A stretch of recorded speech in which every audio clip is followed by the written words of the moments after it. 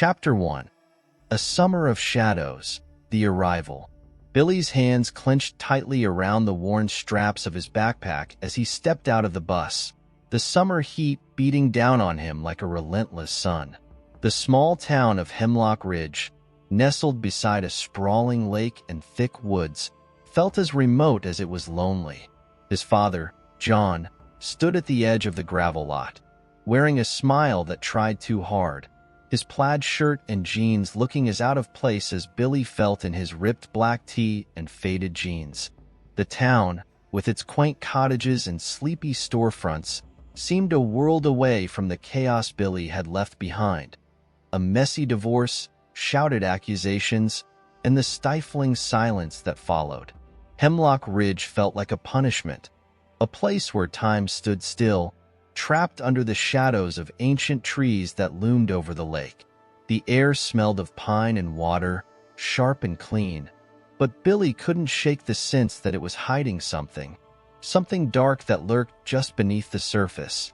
His father's house, an old structure with peeling paint and windows that groaned with age, stood at the end of a dirt road, framed by tall, swaying pines. Inside, the air was heavy, thick with the scent of dust and memories Billy didn't share. The furniture, mismatched and worn, was arranged just like he remembered from his childhood visits. Yet the house felt different now, colder, as if its walls had absorbed too many secrets over the years. Billy's room, a small space at the back of the house, faced the edge of the woods that stretched endlessly toward the lake. As he unpacked, he glanced out the window, catching a glimpse of the neighboring house. It was newer, its paint fresh, but there was something about its dark windows that made Billy shiver. A shadow moved behind one of the curtains, and he squinted, trying to make out who it was, but the figure vanished as quickly as it appeared. That night, the house groaned and settled, sounds echoing in the silence. Billy tossed and turned in his bed, listening to the creaks and whispers that filled the empty halls. The wind howled through the trees outside, and he thought he heard a faint rustling, like footsteps moving through the underbrush, but when he looked out the window, he saw only darkness. Days turned into a routine of long hours at the marina, where Billy worked cleaning boats and helping tourists rent out canoes. It was mundane work, but the marina had a certain charm. The way the water shimmered under the sun, the steady hum of motors and laughter of families enjoying the lake.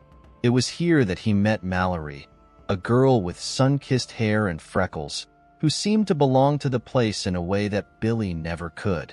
Mallory was different from the others in town. She had a quiet confidence, a way of moving that suggested she knew the lake's secrets better than anyone. They spent afternoons together, her showing him hidden coves and trails that wound through the woods. Yet even with her warmth, Billy felt an unease creeping over him, an awareness of the shadows that seemed to linger just out of sight. It was on one of these afternoons that Billy first noticed the strange behavior of their neighbors, Abbie and Ty. He had seen them in passing, Abbie with her long, dark hair and pale skin, and Ty, her husband, whose broad shoulders and steady gaze gave him a protective air. They lived in the house next door, their porch always draped with ivy that seemed to crawl over the wooden beams like skeletal fingers. Billy watched from the marina as Abbie stood at the edge of the lake one evening, her silhouette barely visible against the fading sunset. She was motionless, her face tilted toward the water as if listening to something beneath its surface. A chill ran down Billy's spine as he saw her lips move silently, her expression distant, almost entranced. When she turned and walked back into the woods, her steps were slow, deliberate, as though guided by some unseen force.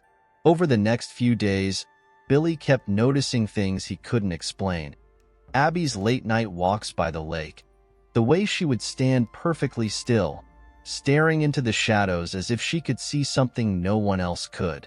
Ty, once friendly, now seemed to be fading, his face drawn and eyes sunken, like a man slowly losing a battle only he understood. The change in him was as subtle as it was unsettling, a shift that made Billy feel like he was watching someone being drained of their spirit. Billy tried to shake off the unease, but it lingered, a nagging sense that something was wrong in Hemlock Ridge, something that reached beyond the ordinary oddities of small-town life. The woods seemed darker, the nights longer, as if the town itself was closing in on him. Even the lake, once a place of calm, seemed to hold its breath, its waters too still, too silent. One night, unable to sleep, Billy wandered outside, the cool air a relief from the heavy heat of the day. He found himself drawn to the lake, its surface rippling under the pale glow of the moon. As he stood at the water's edge, he saw a light flicker in the woods, moving slowly between the trees. He followed it, his footsteps crunching over dry leaves, until he reached the edge of the clearing where Abbie and Ty's house stood. There, in the darkness, he saw Abbie, standing beneath an ancient oak. Her face was upturned, eyes wide and vacant, her lips moving in a silent chant. The wind picked up, rustling the leaves around her, but Abbie did not move. She looked otherworldly, her form blending with the shadows, like a ghost caught between worlds. A cold shiver ran through Billy, and he took a step back, his foot snapping a twig beneath him. Abbie's head snapped toward him, eyes gleaming with a light that was not her own. For a moment, their gazes locked, and Billy felt a surge of fear, raw and primal, grip his chest. He turned and fled back to the house, his breaths coming fast, the darkness pressing in from all sides. When he reached the safety of his room, he closed the window and pulled the curtains tight, but the image of Abbie's eyes, gleaming in the moonlight, stayed with him. As he lay awake, he realized that the shadows in Hemlock Ridge were not just in his mind. Something ancient and malevolent had taken root in this place, something that had found its way into Abbie's skin. And as the night stretched on, Billy knew that whatever it was, it had already seen him. Chapter 2.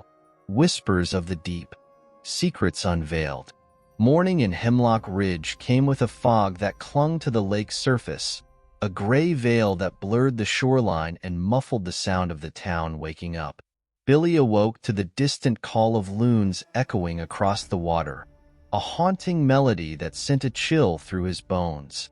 He sat up in bed, the memory of Abbie's vacant stare and those gleaming eyes seared into his mind, like a brand he couldn't shake off. He tried to convince himself that it had been a trick of the light, that maybe he was just imagining things. But a restless feeling settled in his chest, a heaviness that followed him through the morning routine. Breakfast at the worn kitchen table, his father's polite but strained attempts at conversation, the clatter of dishes that sounded too loud in the otherwise quiet house. The town moved at its usual slow pace as he biked to the marina.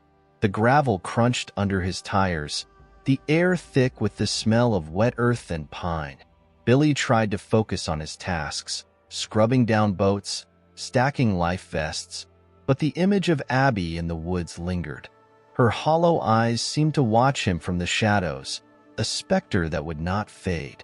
As the sun climbed higher, the marina filled with tourists, families laughing, couples walking hand in hand along the docks.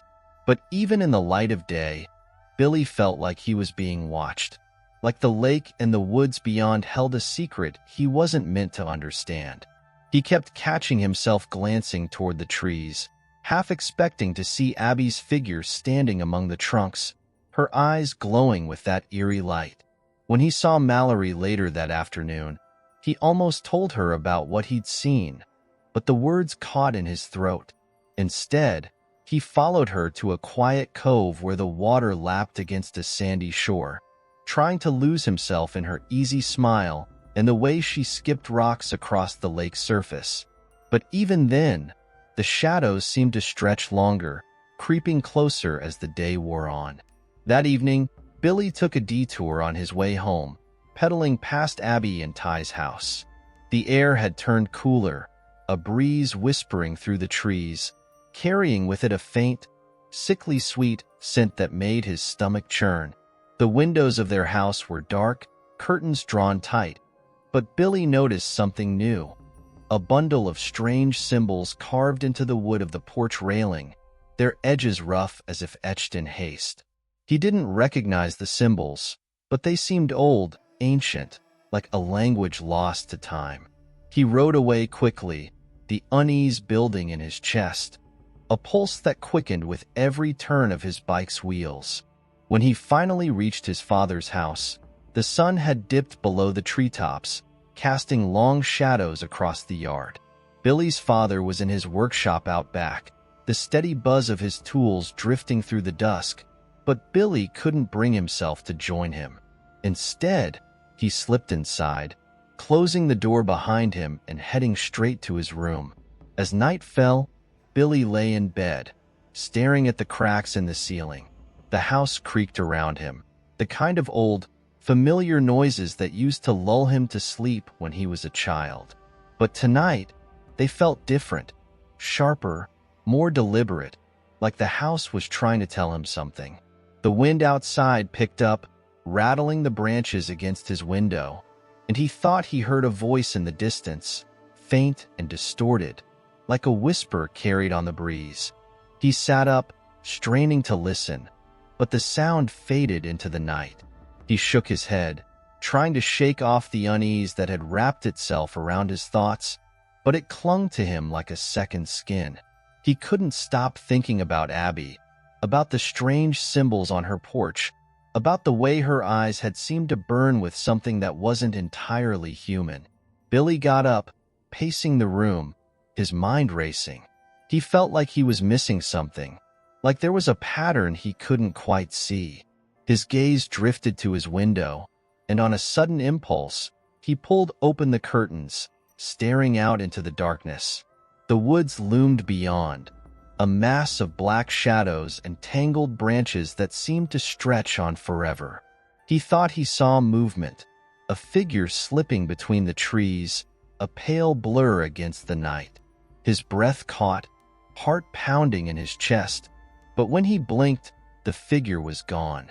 He leaned closer, pressing his forehead against the glass, trying to see through the darkness. The wind outside shifted, and the branches of the nearest trees parted slightly, revealing a glimpse of the lake beyond, its surface rippling under the moonlight. For a moment, everything was still, the air holding its breath. And then he saw it, a light flickering between the trees, moving slowly, methodically, as if someone were carrying a lantern through the underbrush. Billy's hands tightened on the windowsill, a cold sweat breaking out across his skin. The light paused at the edge of the woods, hovering for a moment before it vanished, swallowed by the shadows. Billy's pulse thundered in his ears as he pulled away from the window. He told himself it was just a hiker, maybe a camper lost in the woods, but the thought did little to calm his racing thoughts.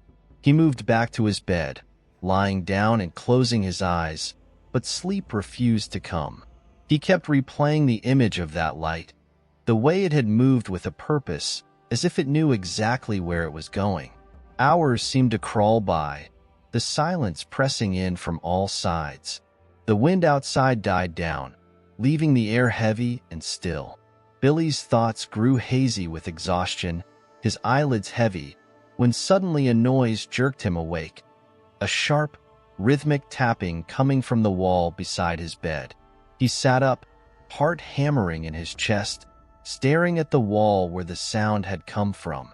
Tap, tap, tap. The noise came again, too deliberate to be the settling of the house, too precise to be a trick of the wind. Billy held his breath, listening, his skin prickling with unease. He reached out, pressing his hand against the wall, feeling the cool plaster beneath his palm, but the tapping stopped as abruptly as it had begun. Billy's mind raced, wondering if it was just his imagination, but the silence that followed felt too deep, too empty.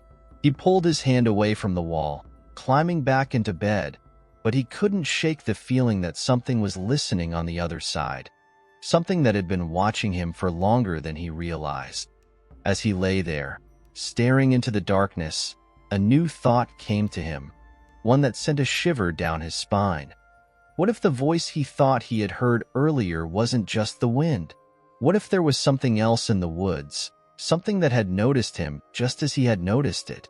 He tried to push the thought away, telling himself it was ridiculous, but the fear clung to him, wrapping itself around his mind like ivy around an old oak. Eventually, exhaustion won out, and Billy drifted into a restless sleep. But even then, his dreams were filled with shadows, figures slipping through the trees, whispers that curled through the air like smoke, and a pale face staring back at him through the darkness, its eyes gleaming with a light that burned too brightly, like embers in the night. Chapter 3. The Enigmatic Girl, Mallory's Secret. Billy woke up with a start, his mind tangled in the remnants of a dream that slipped away like mist in the morning light. He lay still, listening to the hum of the cicadas outside, trying to steady his breathing. But a sense of unease lingered, a chill that clung to the edges of his consciousness like a memory he couldn't quite grasp. The light filtering through the blinds was pale and gray, muted by another morning fog rolling in from the lake. Billy swung his legs out of bed, glancing toward the window as he dressed. The woods beyond were barely visible, swallowed up in the haze, but he thought he could make out the shape of Abbie and Ty's house in the distance. A shudder ran through him, but he shook it off, trying to focus on the day ahead. At breakfast, the house felt emptier than usual, the quiet pressing in from all sides. His father had already left for the marina, leaving behind a hastily scribbled note and a plate of toast. Billy ate quickly, forcing down the stale bread, but every bite felt like sawdust. His mind kept drifting back to the night before, to the tapping at the wall, the light flickering through the trees. When he finally stepped outside, the air was thick with humidity, the fog curling around the houses like a living thing. He wheeled his bike out of the shed, pausing for a moment to glance at the woods.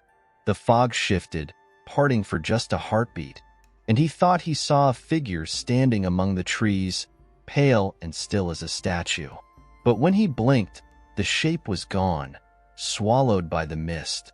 Billy pushed the thought away, pedaling hard toward the marina, trying to lose himself in the rhythm of the wheels turning beneath him. But as he rode through town, past the rows of weathered houses and the closed-up storefronts, he couldn't shake the feeling that something was out of place, that the world around him had taken on a new and unsettling quality. The marina was quiet when he arrived, the boats bobbing gently in the water, their hulls creaking softly against the docks. Mallory was already there, her hair pulled back in a messy braid, scrubbing down one of the rental kayaks. She gave him a quick wave, but Billy barely noticed. His attention was fixed on the lake, on the way the fog seemed to swirl over the water's surface, forming shapes that disappeared before he could focus on them. He threw himself into his work, scrubbing and stacking, trying to ignore the creeping unease that coiled in his gut. But every so often, he'd catch a movement out of the corner of his eye, a shadow flitting across the water, a figure slipping between the trees on the far shore. Each time he turned to look, there was nothing, just the empty lake and the whispering of the wind through the reeds. By midday, the sun had burned off most of the fog, revealing a clear, cloudless sky that stretched above the town like a promise. Billy took a break, sitting on the edge of the dock, watching the way the water sparkled in the light. He tried to let the warmth soak into his bones, to shake off the chill that had settled there, but the unease wouldn't let him go. He found himself staring at the far side of the lake, where the trees grew thick and tangled, their shadows spilling into the water. Abbie and Ty's house lay hidden somewhere among those trees, a dark shape half buried in the undergrowth. He wondered what Abbie was doing now, If she was wandering the woods again, her eyes empty and lost. The thought sent a shiver through him, and he forced himself to look away, focusing instead on the gentle lapping of the water against the dock. But his mind kept circling back, like a moth drawn to a flame, to the memory of that light flickering through the trees, the symbols carved into the wood of their porch. Billy couldn't explain it, but he felt like the lake was holding its breath, like the town itself had slipped into some kind of uneasy sleep. Even the tourists seemed quieter today, their laughter muted, their smiles tinged with a nervous edge. He wondered if they felt it too, the sense that something just beneath the surface had shifted, that something old and hungry was stirring in the shadows. The afternoon dragged on, and as the sun dipped lower in the sky, casting long, golden rays across the water, Billy's restlessness grew. He couldn't stop thinking about Abbie, about the way her expression had seemed so hollow. It was as if she had been looking through him, into something far beyond, and the thought left a sour taste in his mouth. When the last of the boats had been put away, and the tourists had drifted back to their lakeside cottages, Billy told himself he'd head straight home. But instead, he found himself turning his bike toward the woods, drawn by a pull he couldn't quite understand. The path to Abbie and Ty's house was overgrown, the underbrush thick with brambles that clawed at his legs as he walked, his bike abandoned at the edge of the trees. The deeper he went, the quieter the world became, the sounds of the lake fading until all he could hear was the crunch of leaves beneath his boots and the occasional rustle of something unseen in the undergrowth.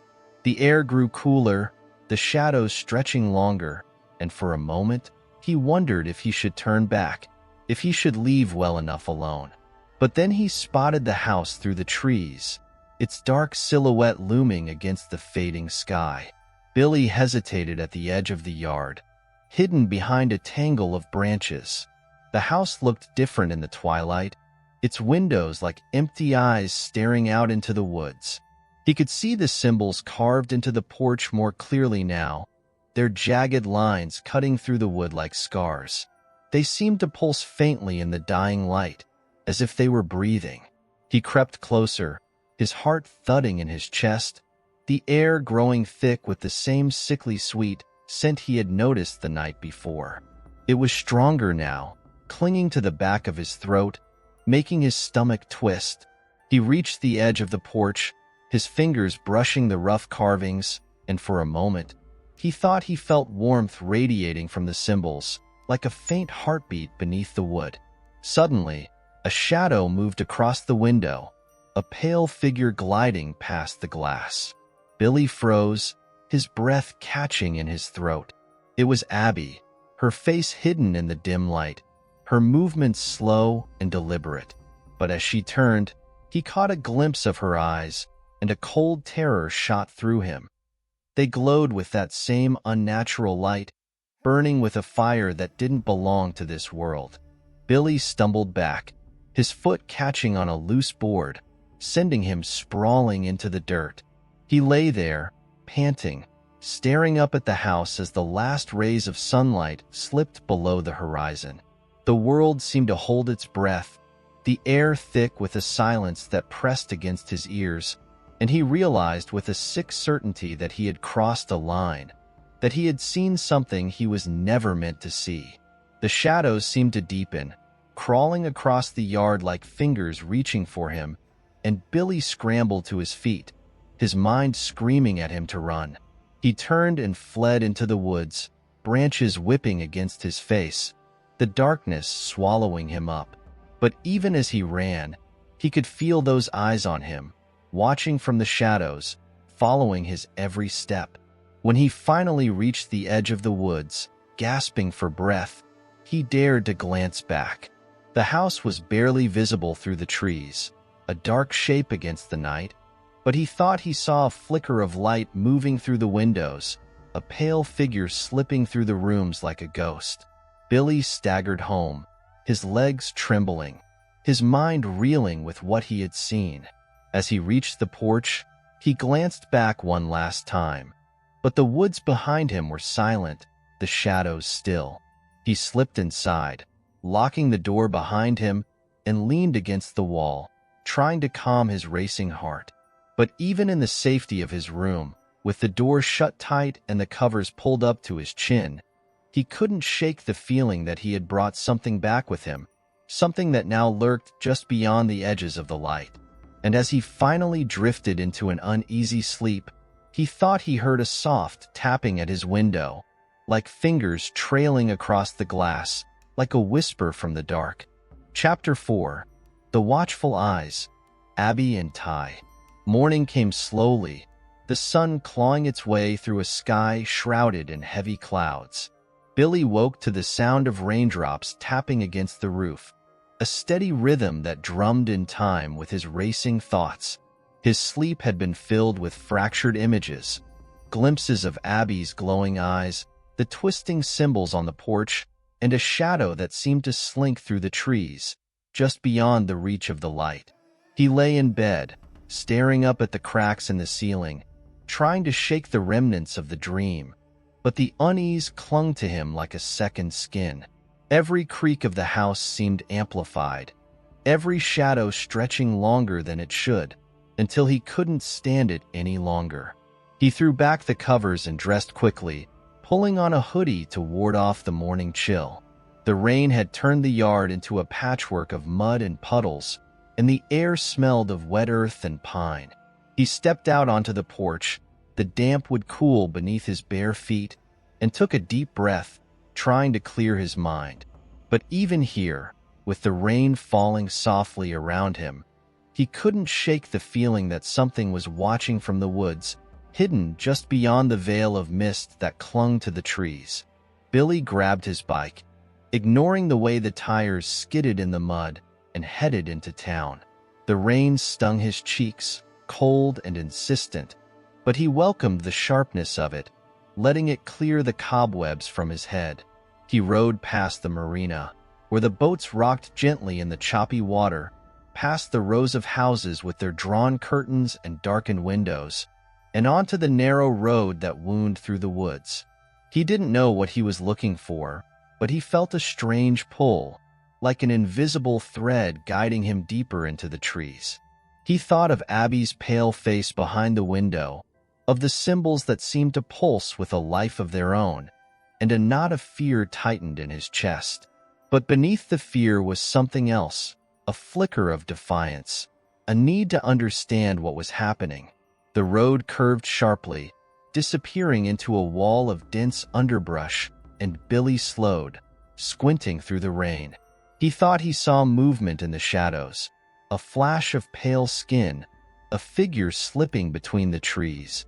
His heart leapt into his throat, but he forced himself forward, pedaling slowly, his eyes scanning the undergrowth for any sign of life.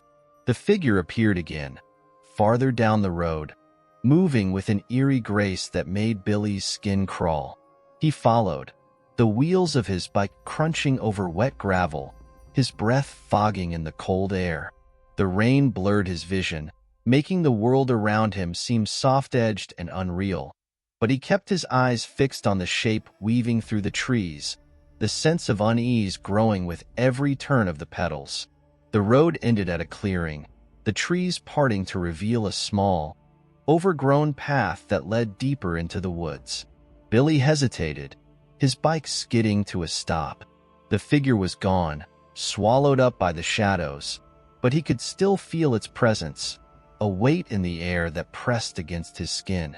He glanced back toward the town, toward the familiar safety of the marina, but something inside him refused to turn back. He left his bike by the side of the road and stepped onto the path, the wet leaves squelching beneath his boots. The trees closed in around him, their branches forming a twisted canopy that blocked out most of the light. The air grew colder, the scent of rain and pine giving way to something sour and old, like rotting leaves. He thought of Abbie wandering through these woods, her face blank and unseeing, and quickened his pace, his heart thudding in his chest. The path wound deeper into the forest, leading him to a place he had never seen before. A circle of ancient oaks, their gnarled roots breaking through the earth like skeletal fingers. In the center of the clearing, half hidden beneath a tangle of ivy, was an old well, its stones dark with age. Billy approached slowly, his steps hesitant, the rain trickling down the back of his neck. The well seemed to pulse with a strange energy, a faint vibration that he could feel in the soles of his boots. He reached out, brushing his fingers against the rough stones, and a shiver ran through him, a sense of something old and hungry staring back from the darkness below. He pulled his hand back quickly, his breath coming in short gasps, and took a step away from the edge. That was when he noticed the carvings, symbols etched into the stones, similar to those he had seen on Abbie's porch, but older, their lines worn smooth by time and weather. They spiraled around the well's circumference, intertwining with the ivy, their shapes twisting in ways that made his eyes ache to follow. He crouched down, tracing the symbols with a trembling hand, feeling the rough edges catch against his skin. The air around him seemed to thicken, the shadows deepening, and a low hum filled his ears like the murmur of voices just out of reach. He stumbled back, his foot slipping on the slick grass, and nearly fell into the mud. His mind buzzed with 1,000 questions, but he had no answers, only the sense that he had stumbled upon something ancient and wrong, something that should have remained hidden. As he straightened, he caught sight of movement in the corner of his eye, a pale shape gliding through the trees at the edge of the clearing. He turned sharply, his breath catching in his throat, but the figure was gone, leaving behind only a faint whisper that seemed to rustle through the leaves.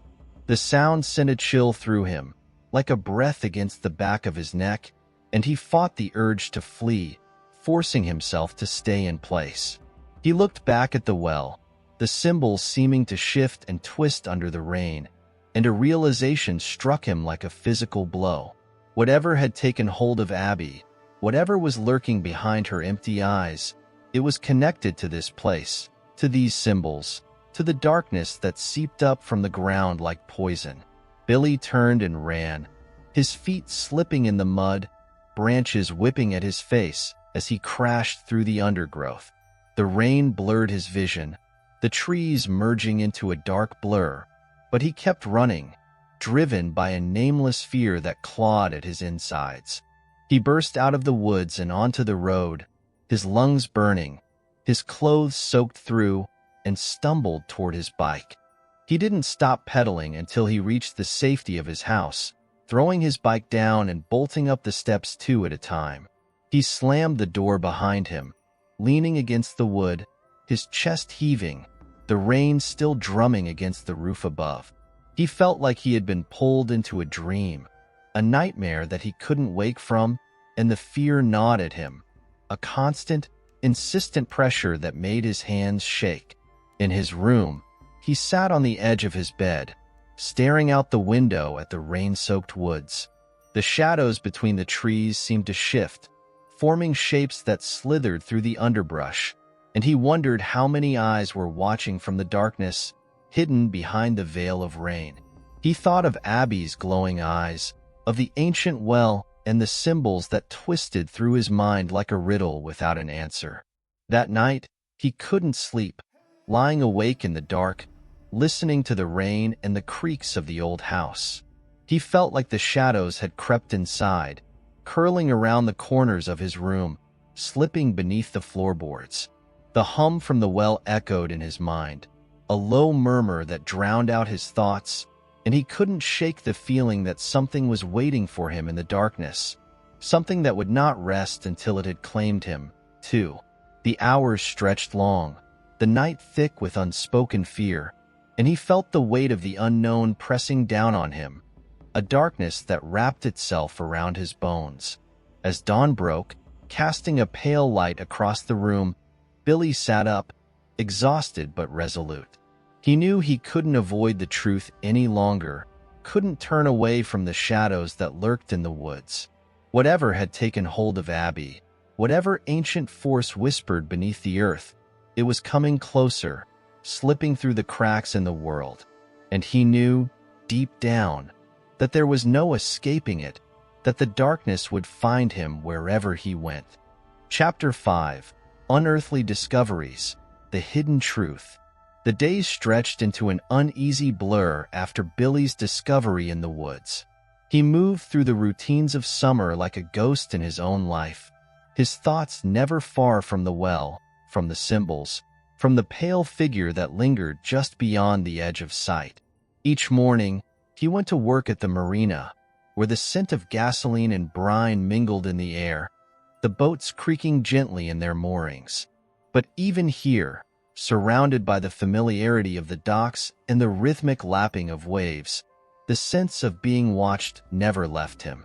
The marina had always been his refuge, a place where he could lose himself in the simple tasks of cleaning and organizing, where the lake stretched out wide and comforting under the sun. Now, it felt like a threshold, a boundary between the mundane world of boats and tourists and the encroaching darkness that seemed to seep out from the woods. He kept catching glimpses of movement out of the corner of his eye, a shadow slipping between the trees on the far side of the lake, a ripple in the water where there should have been none. Mallory was often nearby, working on the rental boats or sweeping the docks, her presence a small island of normalcy amid the unease. She moved with an easy grace, her hair catching the sunlight, and her laughter, though rare, carried across the water like a melody. But even her warmth couldn't dispel the chill that clung to Billy's thoughts. He watched her sometimes, wondering if she sensed the shift in the air, if she noticed how the shadows seemed longer, how the wind whispered through the pines in a voice that wasn't quite natural. Billy tried to push the thoughts away, focusing on the steady work of scrubbing barnacles off boat hulls and hauling fishing nets.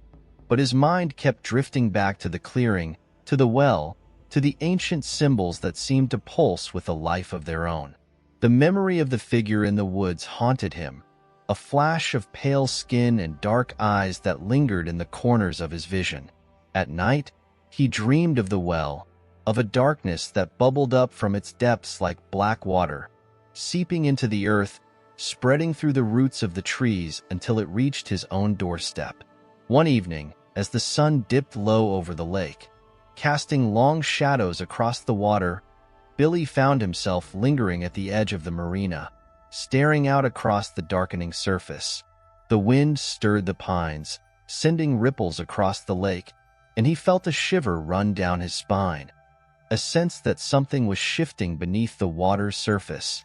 He scanned the far shore, where the woods crept right up to the waterline, and thought he saw a figure standing among the trees, a pale shape half hidden by the shadows. His heart quickened, but when he blinked, the figure was gone, swallowed up by the gathering dusk. He turned away quickly, trying to convince himself that it was just a trick of the light, that his mind was playing games with him. But as he walked back to the cabin, he couldn't shake the feeling that the woods were watching, that the darkness was creeping closer with each passing day. The cabin felt colder than usual that night, the air thick with the scent of rain and pine. Billy paced the narrow hallway, his footsteps echoing in the silence, the walls closing in around him. He passed the window that faced the woods, and for a moment, he thought he saw something moving between the trees, a shadow that twisted and bent, disappearing into the darkness. He froze, pressing his face to the glass, but there was nothing there now, only the faint rustle of leaves and the distant call of a loon over the lake. He turned away from the window, but the unease clung to him, an itch beneath his skin. He went to bed early, hoping that sleep would bring some reprieve, but the dreams found him quickly, pulling him back to the clearing, to the well, to the ancient symbols that seemed to writhe beneath the earth like snakes. He saw Abbie standing beside the well, her face pale and blank, her eyes glowing with a cold light, and behind her, the shadows shifted, forming shapes that slithered through the darkness, reaching out toward him. Billy woke with a start, his skin clammy with sweat, the darkness of the room pressing down on him like a weight. He sat up, gasping for breath, his hands clutching the edge of the mattress. The night pressed in around him, the air thick with silence, and he could hear the faint creak of the house settling, the wind whispering through the cracks in the window pane. He swung his legs over the side of the bed and stood, his movements slow and mechanical, like he was moving through a dream. He crossed the room to the window, drawn by a pull he couldn't explain, and looked out into the night. The trees stood like black sentinels, their branches swaying in the wind, and the lake shimmered beneath the moonlight, a dark mirror reflecting the sky. That was when he saw her, Abbie, standing at the edge of the woods, her pale face turned up toward the moon. She looked impossibly small and fragile against the backdrop of the trees, her hair flowing around her like a dark veil. Billy's breath caught in his throat as he watched her, frozen in place, unable to look away. She didn't move, didn't seem to notice him watching. But there was something off about the way she stood, too still, too rigid, like a mannequin placed in the forest's shadow. Her eyes shone in the darkness, twin pinpricks of light that seemed to cut through the night, and Billy felt a chill creep down his spine, an instinctive fear that told him to run, to hide. But he couldn't move, couldn't tear his gaze away from her. It was as if the shadows held him in place, as if the darkness that seeped from the woods had wrapped around his limbs, rooting him to the spot. He watched as Abbie turned slowly, her movements stiff and unnatural, her eyes never leaving the moon's pale glow. She took a step back into the trees, and for a moment, her face seemed to blur, her features twisting into something else, something ancient and cruel. Then she was gone, swallowed by the night, leaving only the rustle of leaves and the faint echo of her presence. Billy stumbled back from the window, his hands trembling, his mind racing with 1,000 questions. He backed up until his knees hit the edge of the bed, then sank down, his legs too weak to hold him. The room seemed to tilt around him, the shadows closing in, and he buried his face in his hands, trying to block out the image of Abbie's twisted smile, of the darkness that had wrapped itself around her like a second skin.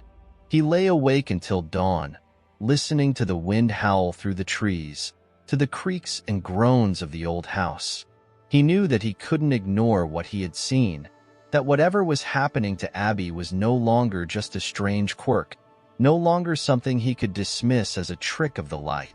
The shadows had come for her, and they would come for him too, unless he found a way to stop them. As the first light of morning broke through the trees, casting long shadows across the floor, Billy made up his mind. He would go back to the well, back to the place where the darkness had seeped up from the earth. He would find a way to confront whatever ancient force lurked beneath the woods, no matter how much it scared him. With trembling hands, he packed a flashlight, a notebook, and a small pocket knife, slipping them into his backpack. He had no idea what he would find, but he knew he couldn't face another night with the shadows pressing in on all sides, with Abbie's hollow eyes staring back at him from the darkness. He glanced out the window one last time, half expecting to see her standing there, but the woods were empty, silent. He left the house just as the sun began to rise, the morning mist curling around his feet like fingers. The air was heavy with the promise of rain, and the scent of damp earth filled his lungs. As he walked down the gravel path toward the woods, he steeled himself against the fear that twisted in his gut, knowing that he was stepping into a darkness that had waited 1,000 years for someone foolish enough to challenge it. Chapter 6. The Witching Grove. Confronting Darkness. Billy moved through the morning mist like a shadow, his steps crunching over the dew-drenched undergrowth, the air cold and damp against his skin. The sky above was a slate gray, clouds swirling like restless spirits, casting a pall over the woods. He clutched the straps of his backpack, feeling the weight of his flashlight and notebook inside, the pocket knife a small, cold reassurance against his hip. The path to the well seemed longer this time, the trees pressing closer, their branches gnarled and twisted, like claws reaching out to snag him. The air grew denser the deeper he ventured, the scent of pine giving way to something older, earthier, a musk that seemed to rise from the soil, mingled with the faintest hint of rot. Billy kept his gaze focused on the trail ahead, ignoring the shadows that flitted between the trees, the rustling whispers that drifted through the canopy like a half-heard voice. His thoughts swirled like the fog around his feet, circling back to the image of Abbie's blank face, her eyes glowing in the darkness, her body swaying like a puppet on invisible strings. The memory made his skin crawl, but it also pushed him forward, a grim determination hardening in his chest. Whatever was happening to her, whatever had turned her into that hollow, lifeless thing, it was tied to this place, to the ancient presence that lurked beneath the earth. He couldn't shake the sense that the well held the answers, that the symbols carved into the stones might be a key to understanding the darkness that had seeped into their lives. After what felt like an eternity, the trees began to thin, the shadows pulling back to reveal the clearing. The sight of the well hit Billy like a punch to the gut, a jolt of fear that nearly made him turn and run. But he forced himself to step forward, his legs moving stiffly, his breath fogging in the cold air. The well sat at the center of the clearing, a ring of ancient stones covered in moss and lichen, the carvings half hidden beneath layers of grime. The earth around it was bare and gray, as if nothing dared grow too close to its shadow. Billy knelt by the edge, pulling his notebook from his backpack and flipping through the pages filled with hastily scribbled notes. He had tried to make sense of the symbols, comparing them to runes and sigils he found online. But their meaning remained a mystery, a puzzle he couldn't quite piece together. Now, with the well before him, the symbols seemed to pulse with a hidden energy, the lines shifting in the corner of his vision, as if they were alive.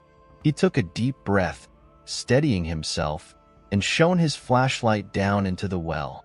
The beam cut through the darkness, revealing slick, moss-covered stones that descended into shadow, disappearing into the black water far below. He leaned closer, straining to see deeper, but the light couldn't penetrate the murky depths. The air around the well felt colder, a chill that seemed to rise from the darkness below, carrying with it a faint whisper that prickled the back of his neck.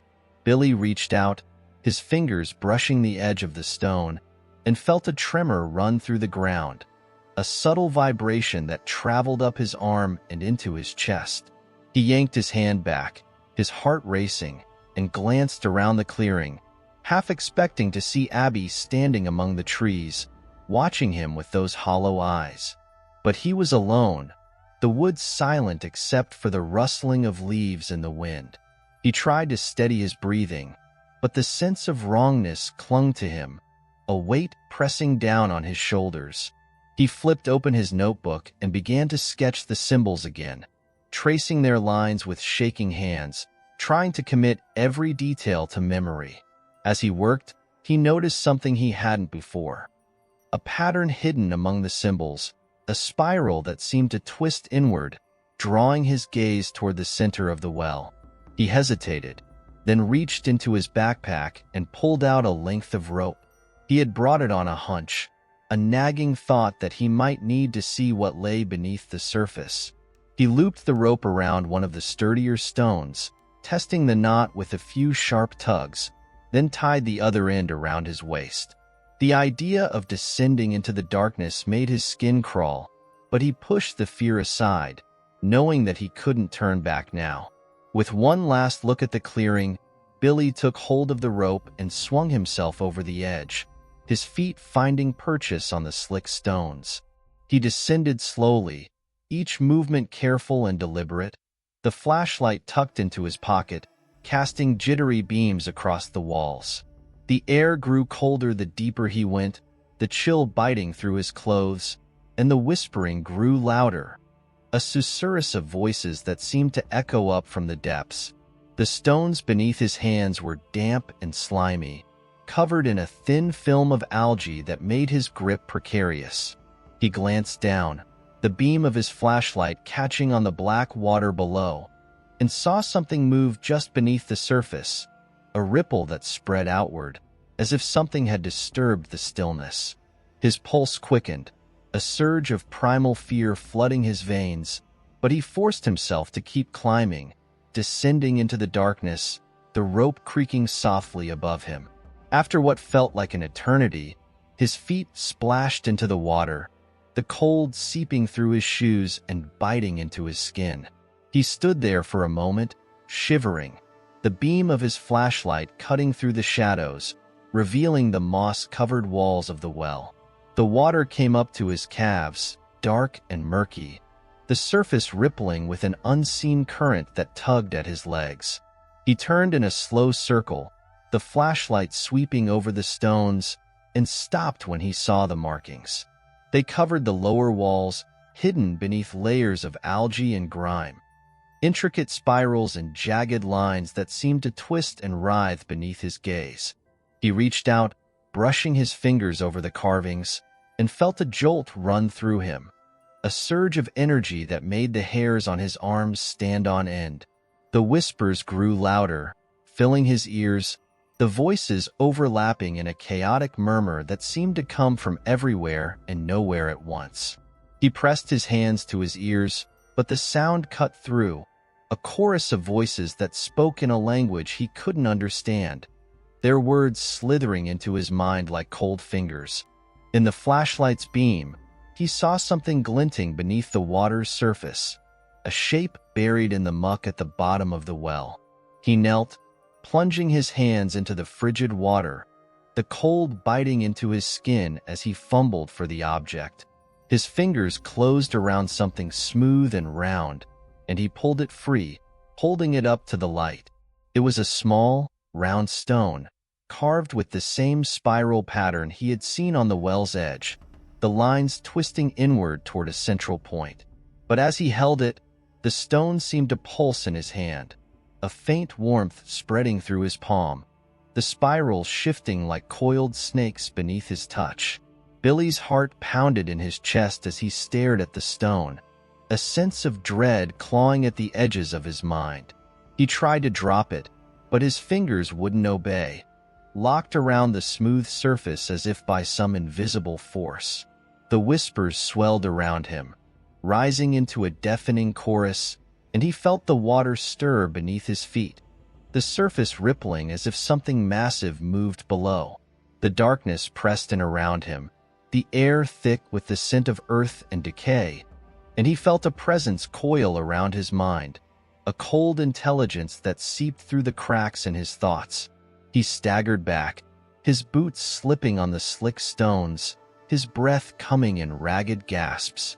The stone in his hand burned against his skin, the spirals twisting faster, spiraling inward toward a darkness that seemed to pull at the edges of his vision. With a final surge of will, he hurled the stone into the darkness, the splash echoing through the well. The whispers cut off abruptly, leaving a ringing silence in their wake, the air suddenly still and heavy. Billy stood there, chest heaving, his mind reeling with the sense that he had disturbed something ancient, something that had been waiting for centuries to be found. He turned and clambered up the rope, his hands raw and bleeding by the time he reached the clearing. As he hauled himself over the edge, he glanced back down into the well, half expecting to see the stone floating on the surface, but the water was still, dark as midnight. He shivered, a deep, bone-deep cold settling into his limbs, and backed away from the well, feeling the weight of the woods pressing in around him. Billy didn't stop running until he reached the edge of the trees, the cabin's lights a distant glow through the pines.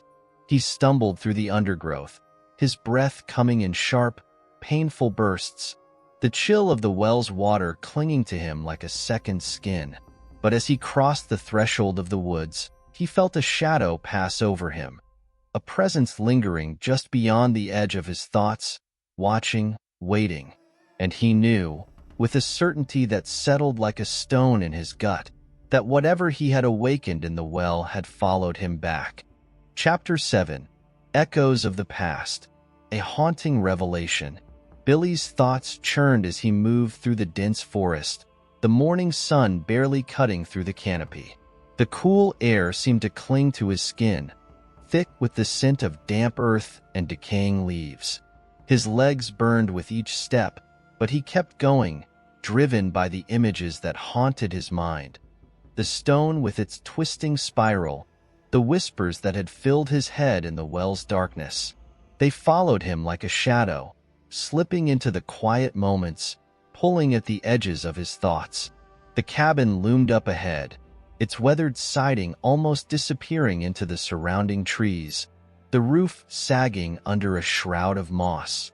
It had always felt like a place caught between worlds, abandoned to the wilderness, but now it seemed smaller, more fragile, as if the shadows that moved through the woods might swallow it whole. Billy's father, Dan, had left early that morning for his shift at the marina, the air thick with unspoken tension between them. Dan's stern silence, the weight of expectations heavy on his son's shoulders, these had been constants since the divorce.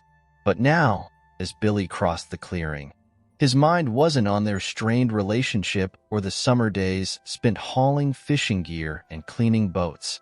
He was thinking of Abbie, her empty gaze, the way she had moved like a marionette with its strings tangled by unseen hands. He dropped his backpack onto the porch, his breath catching as he glanced back toward the woods. The shadows between the trees seemed to pulse, as if they held something just out of sight, something that was aware of his every move.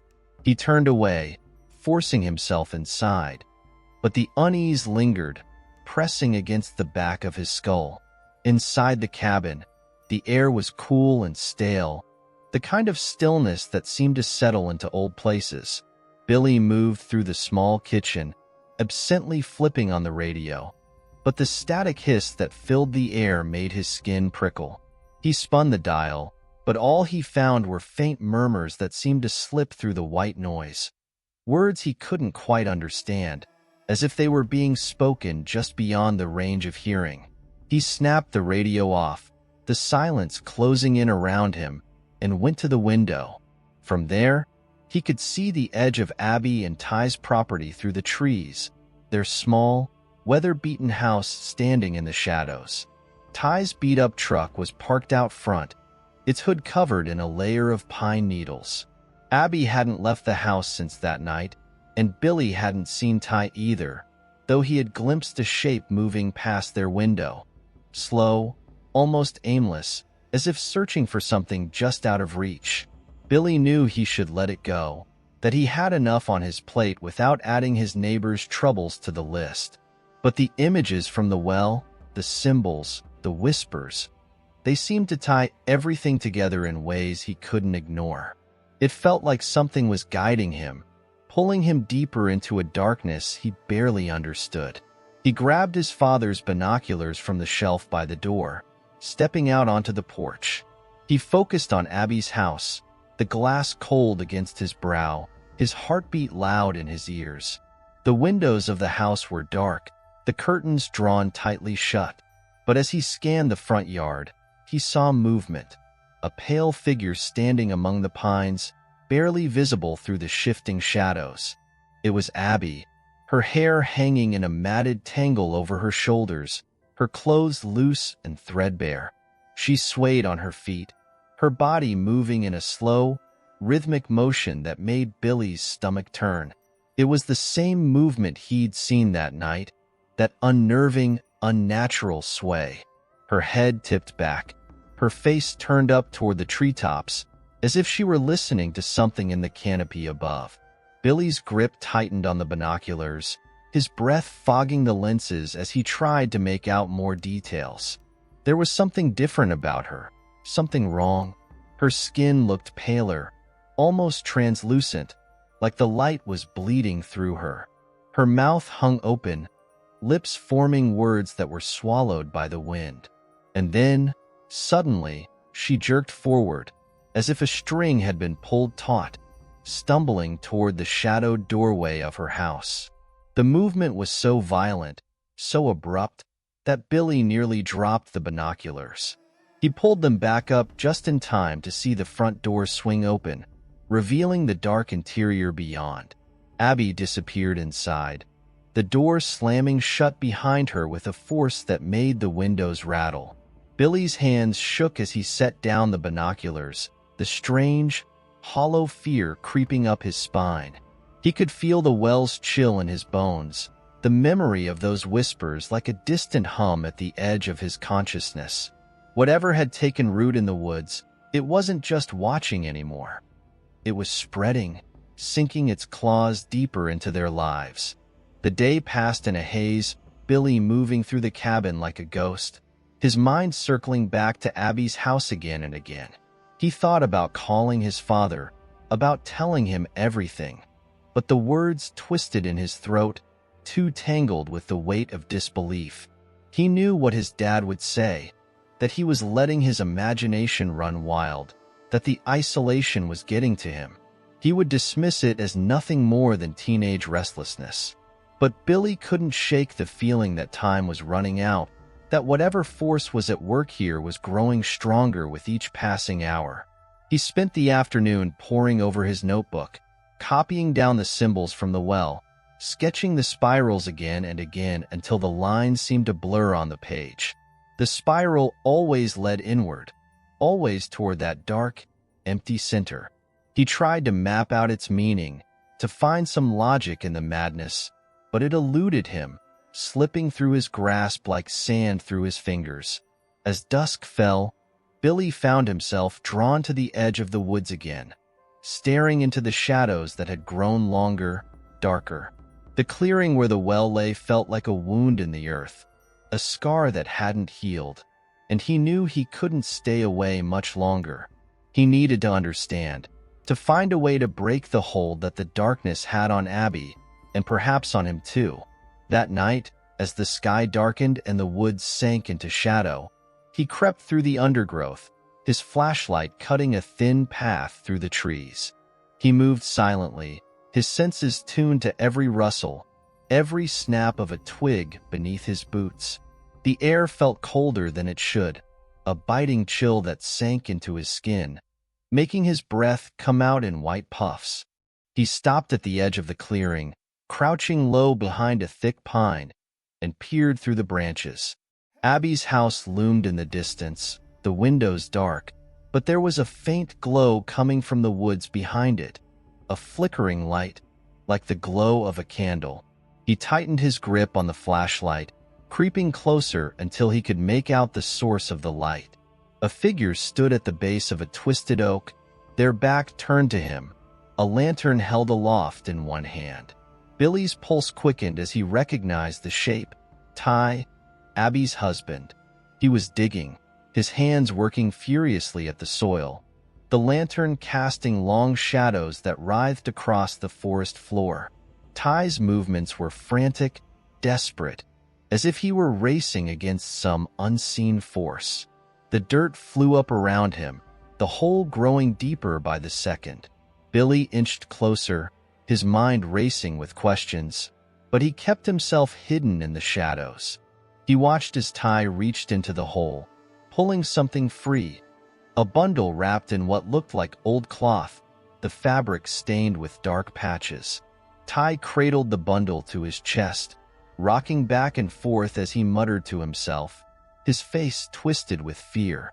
He knelt there for what felt like hours, the lantern's glow flickering around him, casting shadows that twisted through the trees like grasping hands.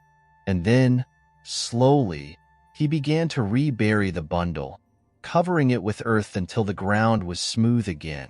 Billy watched in silence, a knot of dread twisting in his chest, as Ty stood and turned back toward the house, the lantern swinging at his side. He moved with a stiffness that seemed unnatural, his steps halting, as if he were fighting against some unseen pull. Billy stayed hidden until the last flicker of the lantern disappeared into the shadows, his mind spinning with the image of the buried bundle, the dark stains that had seeped through the cloth. He crept back to the cabin under the cover of darkness, the weight of what he'd seen pressing down on him like a shroud. The night felt thicker, the air colder, as if the forest itself had shifted, grown darker. He lay awake in his bed, staring up at the ceiling, the images replaying in his mind. The ancient symbols, the stone spirals, Abbie's blank face, and Ty's desperate movements beneath the lantern's glow. Sleep didn't come, but something else did. A sense of certainty, cold and sharp. Whatever darkness had taken root in these woods, it was connected to the well, to the whispers, to the buried secrets that lay hidden beneath the earth. And he knew, with a bone-deep certainty, that if he wanted to save himself and Abbie, he would have to face it head-on. Chapter 8. The Binding Spell, a Dangerous Game. The air felt different that morning, a stillness that seemed to settle over the cabin like a thick layer of dust. Billy woke with a start, the sense of unease already clinging to him, like a shadow he couldn't shake. He moved through the cabin on autopilot, his mind replaying the scenes from the night before. Ty's frantic digging, the lantern's glow, the eerie bundle buried beneath the oak. His thoughts circled the same questions. What was in that bundle? And why did Ty look so desperate, so afraid? But deeper than those questions, another thought gnawed at him, a realization that sent a chill through his veins. Whatever Ty had buried, it was connected to the whispers, to the strange symbols carved into the well, and to the darkness that seemed to bleed through the trees like a spreading stain. Billy spent the morning pacing the narrow space of the cabin, his eyes darting to the window, toward the woods where the shadows loomed. He tried to focus on anything else, on the chores his father had left him, on the pile of books in the corner that he hadn't touched since arriving. But it all seemed trivial compared to the dark presence that now filled his thoughts. By midday, he found himself standing at the edge of the forest again, the thick canopy casting dappled shadows across the ground. He took a deep breath, the air cool and sharp in his lungs, and stepped forward, following the familiar path that wound through the trees like a twisted artery. Each step felt heavier than the last, the weight of what he was about to confront pressing down on him with every passing second. The clearing where the well lay was unchanged, the stone lip covered in a film of moss, the earth around it trampled from his previous visits. But today, something felt different, a sense of wrongness that seemed to vibrate through the air, setting his nerves on edge. He knelt beside the well, the rough stone cool against his palms, and peered down into the darkness below. The shadows within seemed to shift, like something alive, moving just beyond the reach of light. His breath came in short, shallow bursts, his heart hammering in his chest as he traced his fingers over the carvings on the well's edge. The spirals, the ancient symbols that twisted together in patterns that made his head ache. He let his fingers linger on the largest spiral, the one that seemed to lead inward, toward a dark center. As he touched it, a shiver ran through him, cold as ice, and he felt a pull, a subtle, insistent force that seemed to draw him deeper into the darkness. He closed his eyes, focusing on that pull, letting it guide him as he slipped into the memory of the whispers he had heard that first night. It was like standing at the edge of a vast abyss, the darkness stretching out in all directions, and in the center of that darkness, something pulsed, ancient and patient. Billy tore his hand away, gasping as if he'd just surfaced from deep water, his heart racing in his chest. He stumbled back from the well, his head spinning, the world around him seeming to tilt on its axis. He pressed a hand to his forehead, feeling the cold sweat that had broken out across his skin, and forced himself to focus, to push past the dizziness. As he steadied himself, he became aware of a sound, low and rhythmic, like the beating of a distant drum. He turned toward the source, his breath catching in his throat as he realized it was coming from deeper in the woods. from the direction of Abbie's house. The sound seemed to rise and fall, a steady cadence that vibrated through the ground beneath his feet, pulling at him in the same way the spiral had. He moved toward the sound, each step slow and careful, the undergrowth crackling beneath his boots. The shadows seemed to shift as he walked, bending toward him like the gnarled fingers of some unseen hand. He could feel the weight of the trees pressing in around him, the air growing colder, heavier, until he reached the edge of Abbie's property. There, beneath the twisted oak, the ground was freshly disturbed, a shallow mound where Ty had buried the bundle. Billy crouched low, running his hands over the earth, feeling the loose soil shift beneath his fingers. His pulse quickened as he began to dig, his hands moving faster, driven by a sense of urgency he couldn't explain. The earth gave way easily, revealing the rough edges of the cloth bundle, stained with dark patches that seemed to pulse beneath the surface. He hesitated, his fingers hovering over the cloth, and then, with a sharp breath, he pulled it free. The bundle fell open, revealing the contents within. A strange, twisted shape, blackened and gnarled like old roots, wrapped in strips of faded fabric. But as he looked closer, he realized with a jolt that it wasn't roots at all. It was a hand, withered and skeletal. The fingers curled into a claw-like grip around a small stone amulet. The amulet was carved with the same spirals he'd seen on the well, the lines twisting inward, leading to a dark, hollow center. As he touched the cold surface of the stone, a wave of nausea rolled through him, the air around him seeming to thicken, pressing against his lungs. He could feel something moving through the amulet, a dark current that buzzed through his veins, filling his mind with flashes of images, ancient woods shrouded in mist, shadowy figures moving through the trees, their eyes glowing with an unnatural light. He stumbled back, dropping the bundle, his breath coming in ragged gasps. He could feel the darkness pressing in around him, seeping through his skin, sinking into his bones. It was as if the woods themselves were alive, watching him with an ancient, hungry gaze. He clutched the amulet to his chest, the spirals searing into his palm, and turned toward the house. From the shadows beneath the trees, he could see movement through the window of Abbie's house, a shape passing back and forth, slow and deliberate. He strained to see more, but the glass was clouded, murky, like looking through water.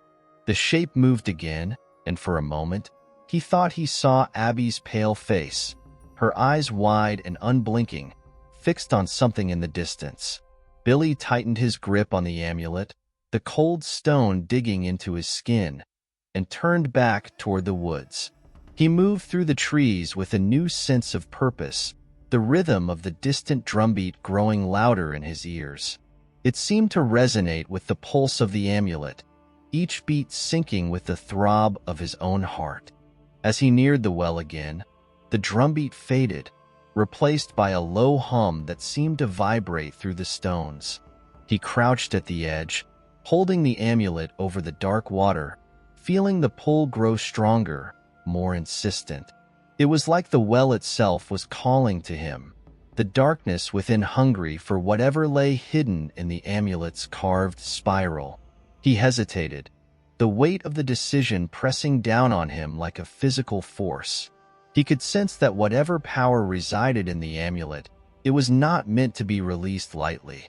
It was ancient, older than the woods themselves, and it held the same hungry, patient malice that had seeped into Abbie's eyes.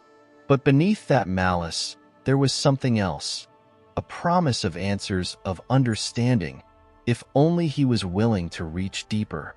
Billy closed his eyes, the amulet cold against his skin, and made his choice.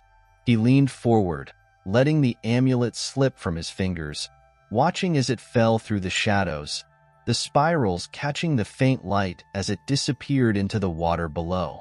For a moment, nothing happened. The well remained silent, the water still as glass. But then, a ripple spread across the surface, a dark shape rising slowly from the depths, twisting through the shadows like smoke. It hovered just below the surface, and Billy could feel its gaze on him, ancient and knowing, as if it had been waiting for this moment for centuries.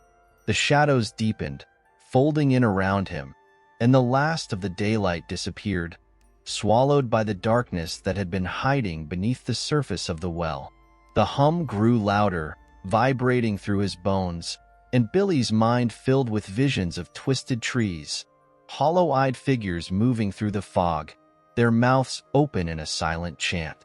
And then, just as suddenly as it had begun, the shadows receded, the darkness slipping back into the depths of the well, leaving behind only silence.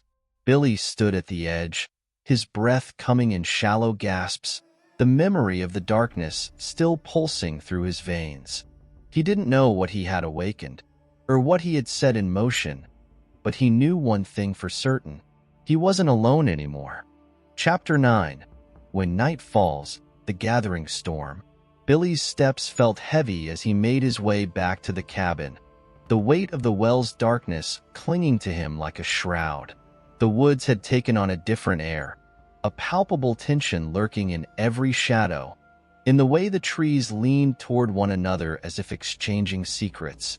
The leaves rustled in a faint breeze, but the sound was not natural. It seemed to carry a hushed murmur, as though the woods themselves were whispering.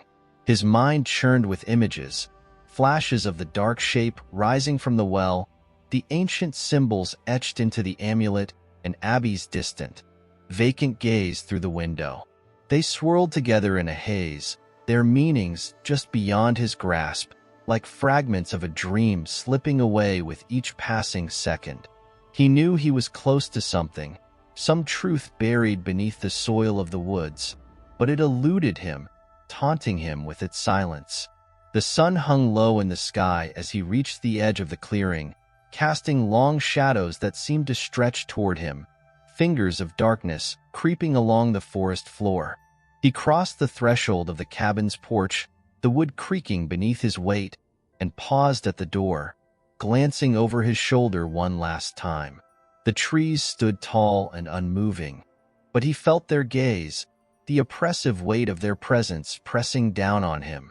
Inside, the air was stale, thick with the musty scent of dust and old wood. Billy dropped onto the threadbare couch, his limbs heavy with exhaustion, but sleep would not come. He could feel the pull of the well, the hum that lingered just at the edge of hearing, vibrating through the floorboards, through his very bones. It was as if the darkness had followed him back, seeping into the cracks of the cabin, filling the air with its silent presence. He picked up a flashlight from the side table, its weight comforting in his hands, and flicked it on. The beam cut through the gloom, illuminating the narrow hallway that led to his bedroom. He swept the light across the walls, his pulse quickening as he spotted something he hadn't noticed before. Small scratches, barely visible in the peeling paint, forming spirals that mirrored those on the amulet. The patterns twisted and turned, leading downward, as if pointing back toward the well.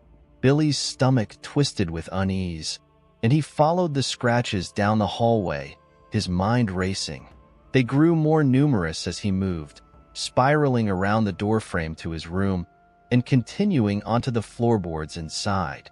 He dropped to his knees, running his fingers over the rough grooves, feeling the energy thrumming beneath the wood, the same current he'd felt at the well's edge. As he traced the patterns, he noticed something else. Faint marks on the floorboards, like footsteps, leading toward the back door of the cabin. They were spaced irregularly, as if the person who had made them had been stumbling or dragging something. His breath quickened, and he pushed open the back door, stepping out onto the rickety porch that overlooked the dense woods beyond. The shadows beneath the trees seemed to ripple as he moved closer, the air thickening with the scent of damp earth and decaying leaves. The marks continued down the steps and into the undergrowth, weaving through the tangled roots and thorny bushes. He followed them, his flashlight cutting through the deepening twilight, the beam wavering with each step. The trail led him back to the clearing, to the twisted oak where he had uncovered the amulet. The freshly disturbed earth had settled, but the soil still bore the marks of his frantic digging, the ground uneven beneath his feet. He knelt, his hands brushing over the loose dirt, feeling the coolness seep into his skin. As he searched the ground, he noticed something half buried in the earth, glinting faintly in the flashlight's beam. He dug it out, revealing a shard of old glass, its edges smoothed by time. It was no larger than a pebble, but as he held it up to the light, he saw a reflection that sent a chill through his veins. In the glass, he saw his own face, pale and drawn. But behind him, in the depths of the clearing, a shadow moved, tall and thin, its edges blurred as if it were made of smoke. It lingered for a heartbeat, then faded back into the darkness, leaving only the rustling of leaves in its wake. Billy spun around, his flashlight sweeping through the clearing, but there was nothing there, just the gnarled oak and the dark well beyond. He clutched the shard of glass tighter, his pulse thundering in his ears. Whatever presence he had glimpsed, it was not bound by the well alone. It had slipped into the woods, into the spaces between the trees, and now it watched him from the darkness.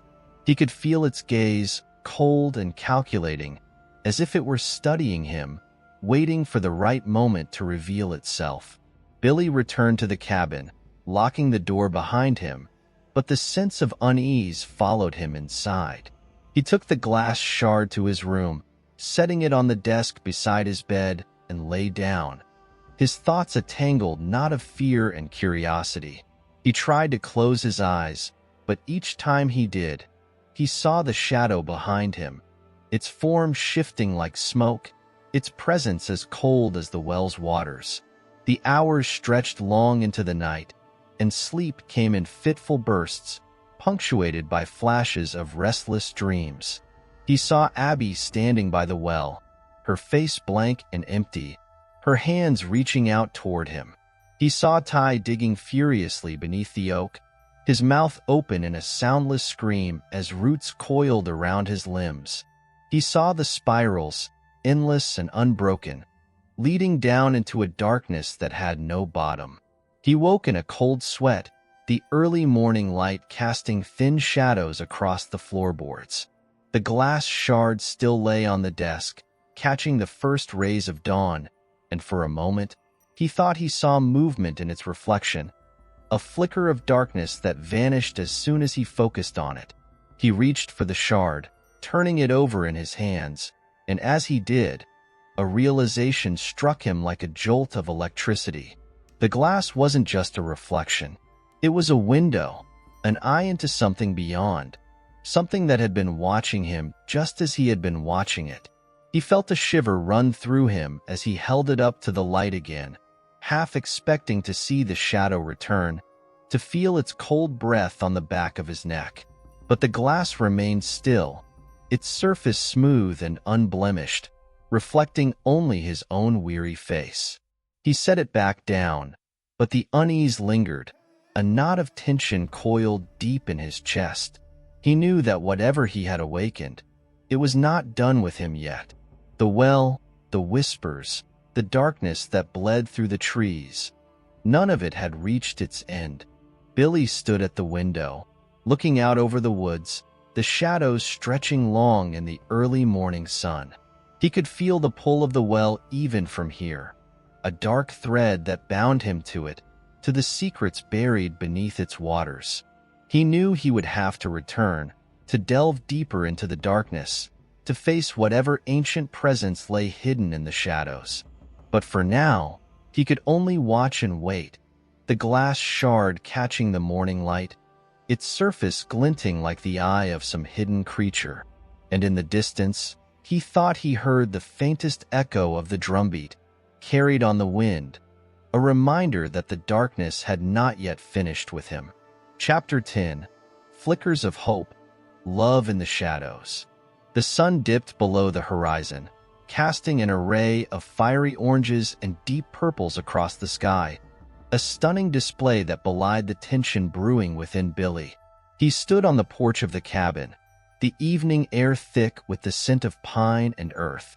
Despite the beauty of the sunset, a sense of foreboding hung over him, heavier than the humid summer air. The glass shard rested on his desk, its surface gleaming in the dying light. He had studied it all day, turning it over in his hands, as if willing it to divulge its secrets. Each time he held it, he felt an electric tingle crawl up his fingertips, a connection that was impossible to ignore. With every pulse of energy, the shadows in his mind deepened, drawing him closer to the well and the darkness that lay beneath. As twilight settled in, he made his decision. The well called to him, a siren song woven through the whispers of the wind and the rustle of the leaves. It was time to confront whatever lay within its depths. He couldn't continue living under the shadow of uncertainty, and the glass shard felt like a key, a way to unlock the mysteries he was too afraid to face. He grabbed the flashlight, slipping it into his pocket alongside the shard, and stepped off the porch. The cool earth greeted his bare feet as he crossed the threshold into the waiting woods. The trees loomed around him, their trunks gnarled and twisted, like ancient sentinels guarding the secrets hidden within the underbrush.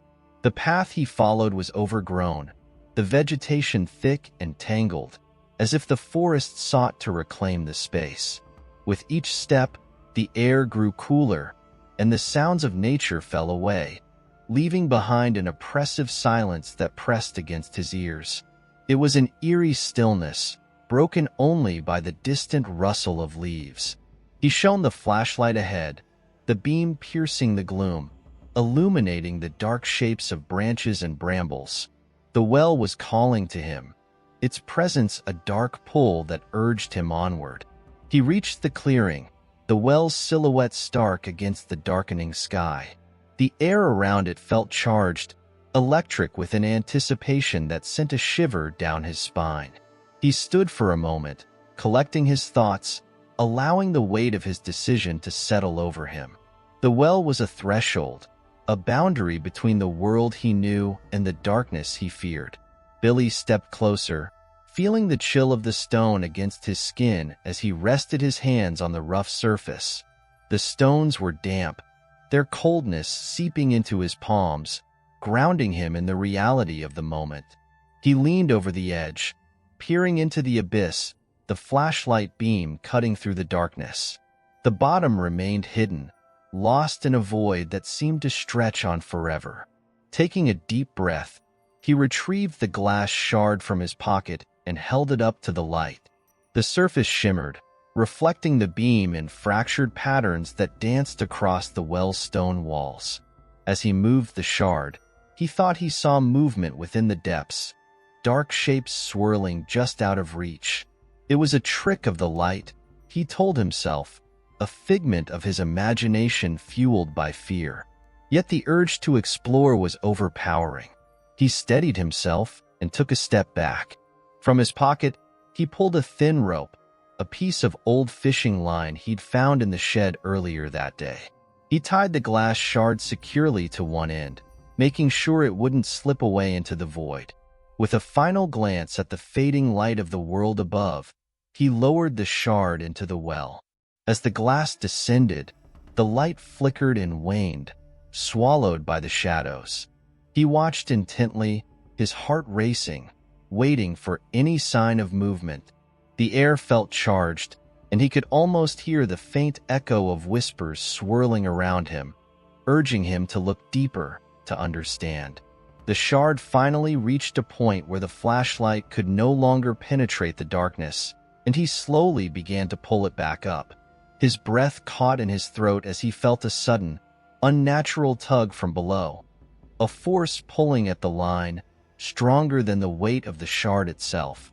Panic surged through him, and he gripped the line tighter, resisting the pull. The glass shard broke the surface, glistening with moisture, but it wasn't the only thing that emerged.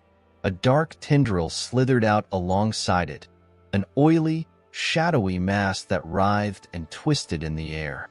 It coiled around the shard, and Billy stumbled back, fear gripping his chest like a vice. He felt a chill seep into his bones, the atmosphere thickening with dread. Billy dropped the flashlight, its beams spinning wildly across the clearing as he retreated further. The tendril writhed in the air, unfurling as if searching for something to latch onto.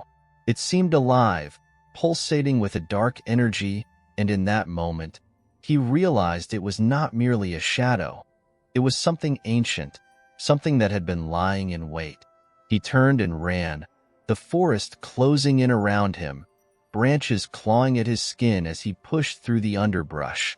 The whispers grew louder, echoing in his ears, blending with the rush of his heart.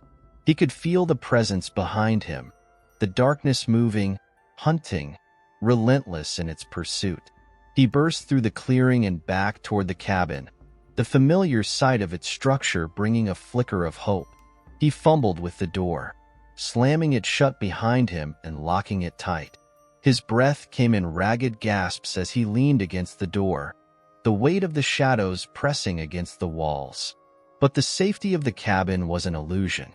The tendril had followed him, its whispers now melding with the creaks of the old wood, each sound a reminder of the darkness lurking just beyond the threshold.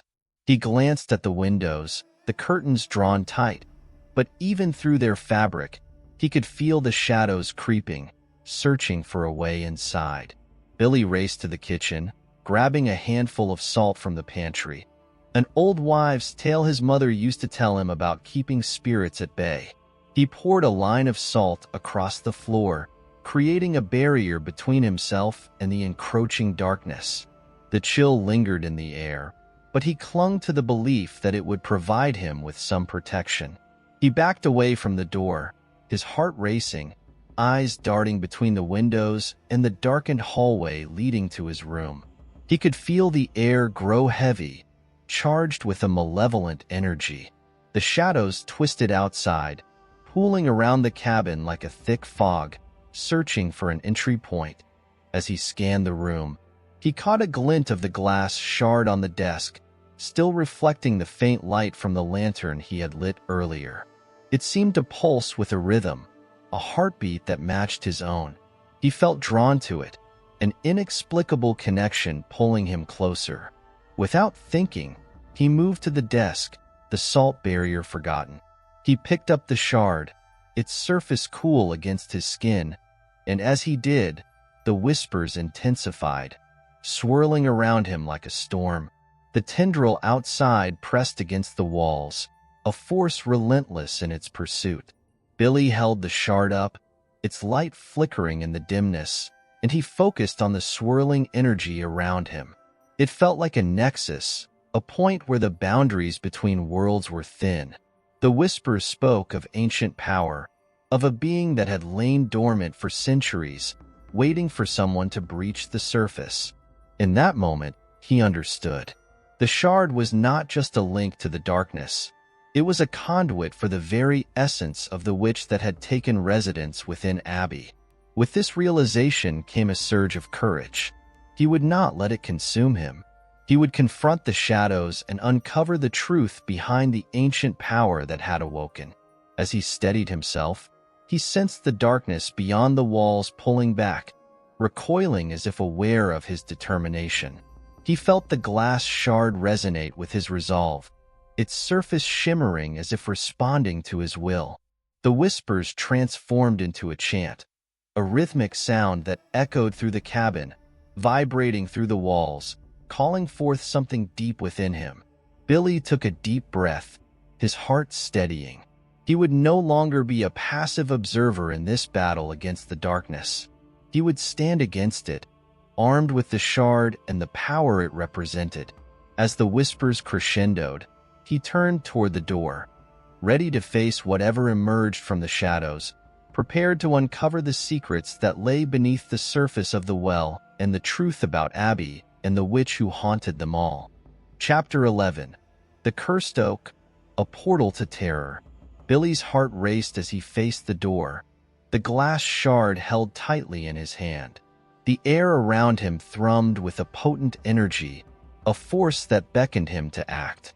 Shadows flickered against the walls, contorting into twisted shapes that danced with malice, teasing the edges of his fear. But now, he felt a flicker of defiance within him, a determination fueled by the knowledge that the entity haunting Abbie was a witch, a dark power that had been waiting for someone to awaken it. He took a step away from the desk, the shard reflecting the dim light of the lantern as if alive. The whispers surged again, a cacophony of voices rising and falling like a tide, and for the first time, he felt he could understand their call. They were not just beckoning him to surrender. They were urging him to confront the truth, to delve deeper into the abyss of the unknown.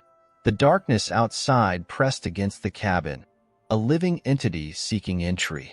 Billy steadied himself, feeling the pulse of the shard resonating in time with the whispers. With each beat, a fragment of the past surged into his mind. The stories of the witch that had been told around the campfires, tales of her power and the fear she instilled in the hearts of those who dared to cross her. He recalled the old legends of a woman who had been wronged, her heart twisted by betrayal, her spirit bound to the shadows, forever seeking revenge. He turned to the door, determination hardening his resolve. He would not be just another victim of her wrath. He would uncover the truth that lay hidden in the depths of the well, and he would confront whatever darkness resided within Abbie. With each heartbeat, he reminded himself that he was no longer a passive observer in this battle. He was a participant, armed with the shard, ready to unveil the mysteries of the witch and her dark magic. Taking a deep breath, he pushed open the door. The shadows outside swirled, thick and oppressive, like a living fog that clung to his skin. The air was electric with an otherworldly energy, crackling with the promise of confrontation. The woods around him loomed large, branches stretching like skeletal fingers, their rustling leaves whispering secrets he could not yet understand. As he stepped into the darkness, the shard glowed faintly in his grip, a beacon illuminating his path. He made his way back toward the well, the heart of the dark energy that had taken hold of Abbie. Each step felt like a journey into the unknown, where danger lurked behind every shadow. But he pressed on, fueled by a sense of purpose that drowned out his fear. The well stood before him, its mouth gaping like a hungry maw. The stone walls were slick with moisture, reflecting the faint light from the shard. He approached cautiously, the air thickening with the scent of damp earth and something more sinister. The whispers intensified, echoing in his mind, beckoning him closer to the edge. He leaned over the well, peering into the depths. The darkness was profound, an abyss that seemed to stretch infinitely downward. As he shone the light into the void, he noticed the shards of glass he had dropped earlier, glimmering faintly at the bottom. But something else moved within the shadows, a dark mass shifting, coiling, like a serpent ready to strike. With a surge of adrenaline, he pulled back, his mind racing. He understood now that he was not just confronting a witch. He was facing a manifestation of anger, pain, and betrayal, a powerful entity that had consumed Abbie, turning her into a vessel for its dark desires. He felt a surge of compassion for the girl he had once seen as a mere target of his curiosity. She was a victim, caught in a web spun by the very forces that sought to claim him. Billy clenched the shard tighter, feeling its warmth seep into his skin. It was time to confront the truth of the well, to challenge the darkness that had taken hold of Abbie and threatened to engulf him. He stepped back from the edge, closing his eyes for a moment as he gathered his thoughts. The whispers swirled around him, a haunting chorus that resonated with his very soul. With newfound determination, he began to chant, words of power that rose unbidden from his heart. He had no clear understanding of their meaning, but instinct drove him. The shard pulsed with energy, responding to his call, and the shadows around him began to writhe, thrashing as if in response to the force he was unleashing.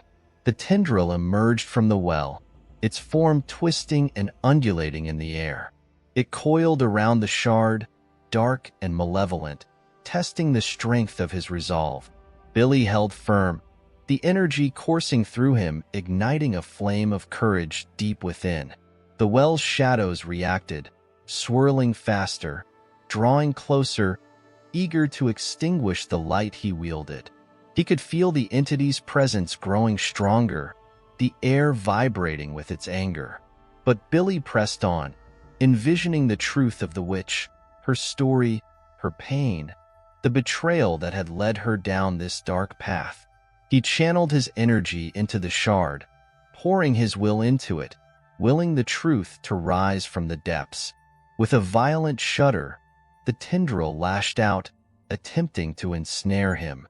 Billy sidestepped, the darkness brushing against him, cold and suffocating.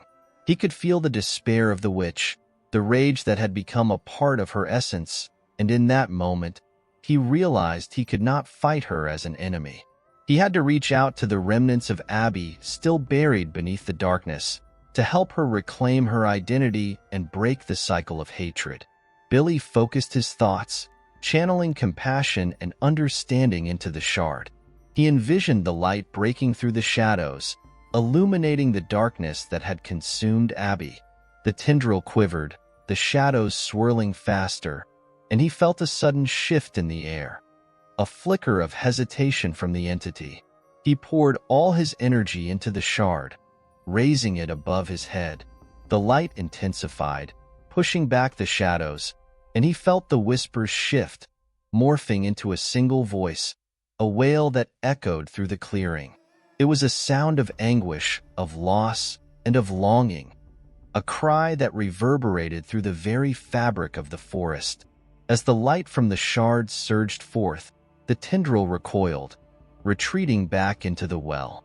The shadows writhed and twisted, and Billy could see glimpses of Abbie within them, her face contorted in pain, her eyes pleading for release.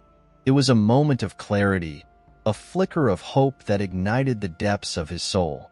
With a final surge of determination, he hurled the shard into the well. It shattered against the stones at the bottom, the fragments scattering into the darkness. In that instant, a blinding light erupted from the well, engulfing the clearing in a radiant glow. The shadows screamed, writhing in agony, and for a moment, time stood still. Billy felt the energy surge through him, a force unlike anything he had ever experienced. It was warmth and light, purging the darkness that had lingered in the corners of his heart. The well's power began to shift, the shadows unraveling, releasing Abbie from their grasp. As the light pulsed, the tendril dissolved into wisps of smoke, dissipating into the night air. The whispers faded, replaced by a profound silence that blanketed the forest. Billy stumbled back, the remnants of the witch's energy receding like a tide, leaving behind a tranquil calm that felt foreign yet soothing. He stood in the clearing, breathless, as the last remnants of darkness melted away. The well now appeared different, its mouth less menacing, the stones glistening with a newfound purity. It was no longer a gateway to despair but a wellspring of hope, a reminder of the power that lay within the struggle against darkness. Billy closed his eyes, savoring the silence that enveloped him. He felt a sense of peace settle in his heart, knowing he had faced the darkness and emerged stronger. Though the memories of the witch lingered, they were now intertwined with a story of resilience and redemption, a reminder that even in the deepest shadows, light could find a way to break through. With the dawn breaking in the distance, he turned away from the well, a sense of purpose guiding his steps back to the cabin. He would return to Abbie, not as a conqueror but as a friend, ready to help her reclaim her life and move beyond the darkness that had once consumed her. The shadows may have lingered, but he knew now that together, they could bring forth the light. Chapter 12. Descent into Madness. The Witch's Grasp. The first light of dawn crept over the horizon, casting a warm golden hue across the landscape. Billy stepped into the morning sun, feeling the warmth on his skin. It was a stark contrast to the cold dread that had enveloped him the previous night. As he made his way back to the cabin, he felt a strange sense of clarity, as if the darkness that had clouded his thoughts was finally lifting. The forest, once alive with shadows, now appeared almost serene.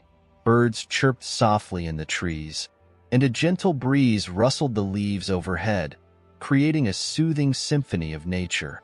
Yet, beneath this peaceful facade, Billy felt the weight of what he had uncovered. The remnants of the witch still lingered in the air, a reminder that the battle was not entirely won. He reached the cabin and paused for a moment, taking a deep breath to steady his racing heart. The door stood ajar, and he could see the soft glow of the morning light spilling into the room. With a mixture of apprehension and hope, he stepped inside.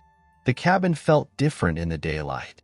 The oppressive shadows had retreated, revealing the worn wooden beams and the simple furnishings that filled the space.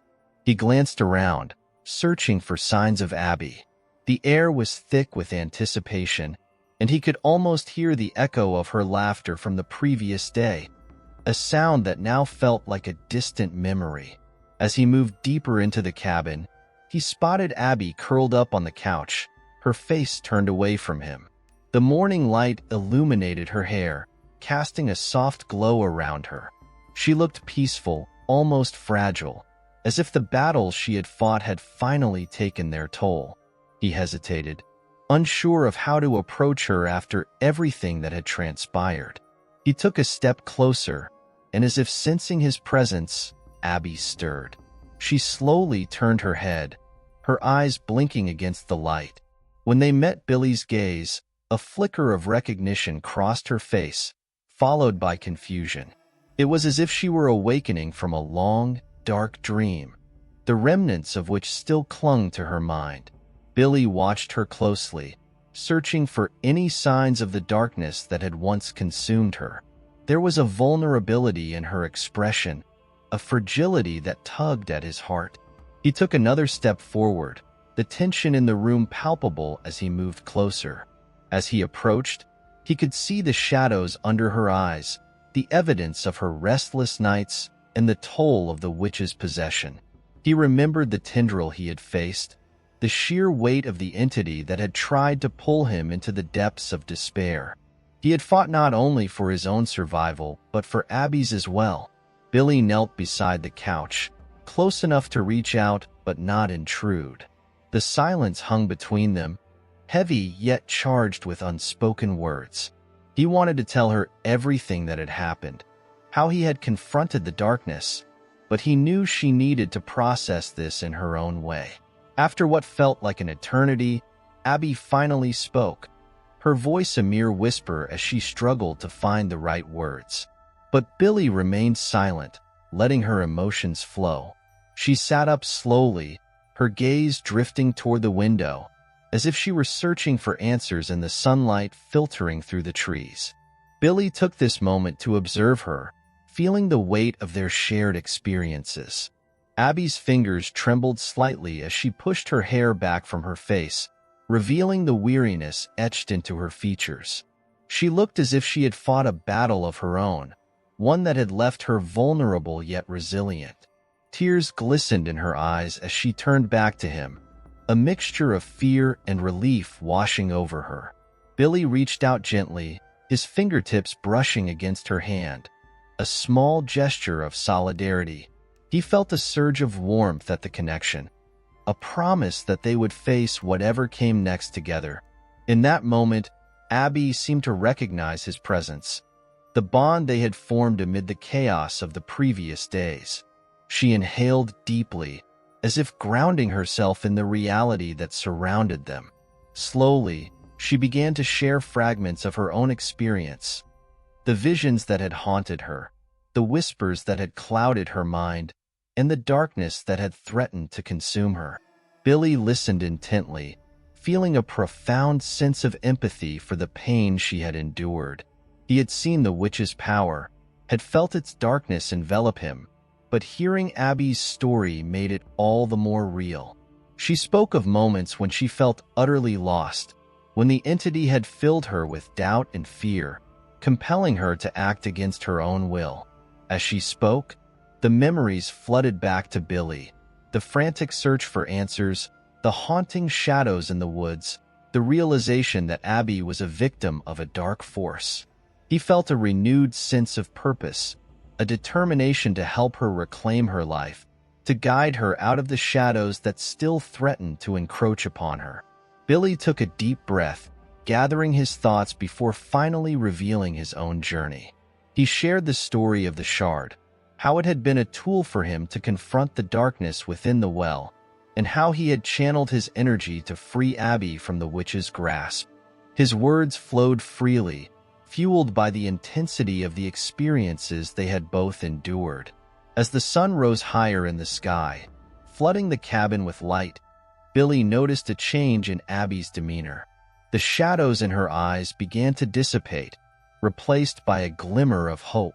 She seemed to absorb his words, her spirit slowly rekindling as she processed the truth of what had happened. The bond between them deepened, forged by their shared struggles. Billy felt a sense of responsibility for Abbie, an instinctual urge to protect her from the darkness that still lurked just beyond the edge of the forest. He realized that while he had faced the witch and fought to save her, the real battle lay ahead. As they sat together in the soft morning light, the warmth of the sun bathing them in golden hues, Billy vowed to help Abbie reclaim her life. They would confront the remnants of the witch's darkness, to heal the wounds that still haunted her. Together, they would face the lingering shadows, armed with the knowledge that their bond was stronger than any force that sought to tear them apart. With renewed determination, Billy stood up and extended his hand to Abbie, inviting her to rise alongside him. She hesitated for a moment, then took his hand, feeling the warmth radiating from him. Together, they stepped into the light, leaving behind the remnants of the darkness that had plagued them. The journey ahead would not be easy.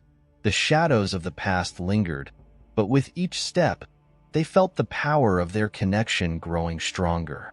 They would face whatever came next together, united against the darkness that sought to consume them.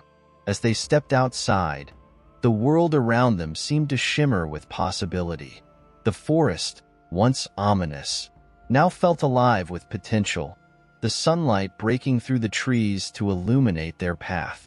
They knew that whatever challenges lay ahead, they would face them side by side, ready to confront the remnants of the witch's power and embrace the light that was finally beginning to emerge. Chapter 13, Heart of the Storm, Unraveling the Curse. The tranquil morning gave way to a restless afternoon as dark clouds gathered ominously on the horizon. Billy and Abbie, still processing the remnants of their harrowing experience, felt a shift in the air, a palpable tension that seemed to pulse with the rhythm of their racing hearts.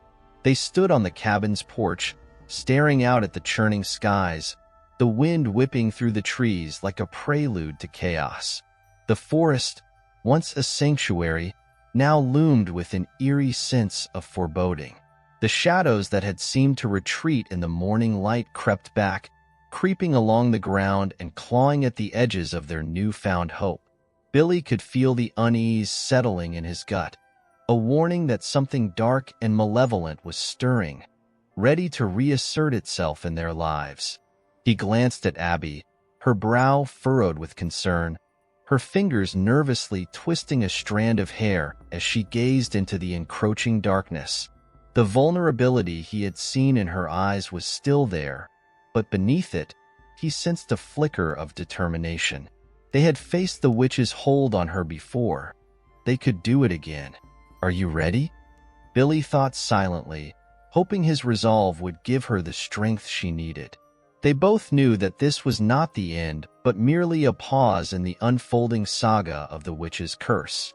With a shared glance, they turned away from the encroaching storm and made their way back into the cabin. The walls, filled with the warmth of the morning sun, now felt like a fragile barrier against the turmoil outside. They needed to prepare, to find a way to fortify themselves against the darkness that was inevitably coming.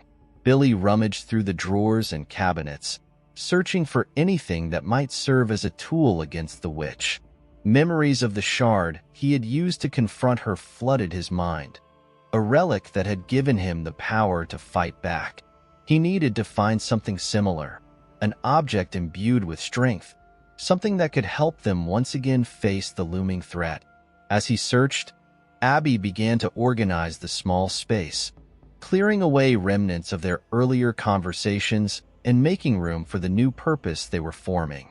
She worked quietly, her movements deliberate, as if channeling the energy around her.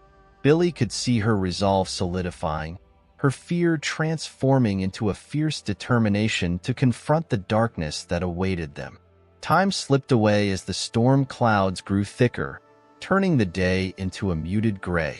A heavy atmosphere settled over the cabin, and Billy felt the weight of impending dread, a sensation he had come to associate with the witch's presence. He turned to Abbie, who had found a tattered book on a dusty shelf, a weathered tome that seemed to pulse with energy. The cover was worn, but the title caught his eye, Wards Against Darkness. He took the book from her and opened it, flipping through pages filled with strange symbols and ancient incantations. Although he couldn't read the words, he could sense the power that radiated from the pages, a promise of protection and knowledge that they desperately needed. This could be their shield against the encroaching evil. As he skimmed through the pages, a particular illustration caught his attention. It depicted a sigil, a circle surrounded by intricate patterns, which seemed to emanate an aura of protection. Billy felt a thrill of hope. Perhaps this sigil could help them ward off the witch's influence. They could draw it around the cabin, create a barrier that would shield them from her grasp. Billy and Abbie worked together, gathering materials from the cabin, charcoal, twigs, and stones, as they prepared to draw the sigil outside. The world around them darkened, the winds howling as the storm began to unleash its fury. Rain began to fall, heavy and cold, slashing against the windows like icy fingers clawing at the glass. They stepped outside, the wind whipping their hair around their faces as they set to work. Billy focused on the sigil, his heart pounding with a mix of excitement and fear. He could feel the energy in the air shifting, as if the storm itself were aware of their actions. Each line he traced in the earth felt like a declaration of their intent, a promise to stand against the encroaching darkness. As they completed the sigil, rumble of thunder rolled across the sky, echoing their determination. The storm had intensified, and the rain poured down in sheets, soaking them both to the bone. But they pressed on, their resolve unwavering as they finished the final touches. Billy stepped back to survey their work, the sigil glowing faintly in the dim light of the storm. He could feel a sense of accomplishment wash over him, a feeling that they had taken a crucial step toward protecting themselves from the witch. But the moment was fleeting, as a sudden chill swept through the air, snaking its way down his spine. Abbie's face turned pale as she glanced toward the forest, her eyes widening in alarm. Billy followed her gaze, and his heart dropped. From the shadows of the trees, a figure emerged, Abbie's neighbor, Ty, shrouded in the rain-soaked darkness. His presence sent a jolt of unease through Billy, a visceral recognition that something was wrong. Ty stood at the edge of the trees, his figure distorted by the rain, as if the storm itself were warping reality around him. The usual joviality that had once characterized his demeanor was replaced by an eerie stillness. Billy instinctively stepped closer to Abbie, their connection bolstering their courage as they faced this new challenge. Ty moved forward, the ground seemingly swallowing his steps as he approached them. The rain poured down, obscuring his features, but Billy could feel the shift in the atmosphere. The air thick with an oppressive weight. It was as if the storm was answering the darkness that had come to claim them. Billy took a step forward, determined to confront Ty, to uncover the truth behind the eerie aura that surrounded him. But as he moved closer, he noticed something unsettling. The shadows that danced around Ty seemed to pulse, as if they were alive, twisting and writhing in an unseen rhythm. Abbie clutched Billy's arm, her grip tight as she felt the palpable danger emanating from Ty. He was no longer just a neighbor. He had become an extension of the darkness they were battling, a pawn of the witch's lingering influence. The air crackled with tension as Ty stepped closer, his eyes hidden beneath a hood that shadowed his face. In that moment, Billy realized that the battle was not just against the witch, but also against the very forces that sought to manipulate those around them. Ty's presence was a reminder of the insidious nature of the darkness, creeping into their lives and warping the people they once trusted. With a surge of determination, Billy reached for the sigil drawn in the earth, his fingers brushing against the protective lines they had created. The moment he touched it, a wave of energy coursed through him, connecting him to the symbols and the promise they held. He stood his ground, refusing to be swayed by Ty's dark presence. The rain poured harder, and with it came a rush of adrenaline, a fierce resolve to protect Abbie and themselves. They were not alone. They had each other, and together they would face the storm, both outside and within. As the thunder roared overhead, the storm became a backdrop to the confrontation. The rain fell in torrents, and the world around them blurred into a chaotic mix of darkness and light. Billy took a deep breath, ready to confront the evil that had seeped into their lives. The battle had only just begun, and as the winds howled, carrying with them the whispers of forgotten souls, Billy and Abbie prepared to face the darkness head-on, armed with their newfound strength and the sigil that stood between them and the malevolent force that sought to claim them. Together, they would fight, their spirits entwined against the gathering storm. Chapter 14. The Last Stand, Battling the Witch. As the storm raged on, the landscape transformed into a surreal battleground, shadows leaping and twisting as the wind howled through the trees. Billy felt the energy of the sigil beneath his feet pulsating with an urgency that mirrored the chaos around him. The rain soaked him to the skin, but he stood resolute, his heart racing as he faced Ty, whose presence now felt like a palpable force threatening to engulf him and Abbie. With each passing moment, the connection between Ty and the witch became clearer, as if an invisible thread linked them in a sinister dance. The swirling darkness around Ty seemed to manifest a life of its own, coiling and expanding, reaching out as if to snatch them away into its depths. Abbie clutched Billy's arm tighter, her eyes wide with fear, but he could see the flicker of courage shining through her uncertainty. Billy took a cautious step forward, placing himself between Abbie and Ty. The air felt thick with tension, charged with a menacing energy that threatened to crush him. He could sense the weight of Ty's gaze, an oppressive force that sought to undermine their resolve. Yet, he drew strength from the sigil they had created, feeling its protective aura shimmer around him like a shield. Ty's eyes, once bright with mischief, were now clouded and hollow, reflecting the depths of something ancient and malevolent. The rain dripped from the brim of his hood, forming rivulets that traced his jawline, adding to the eerie atmosphere.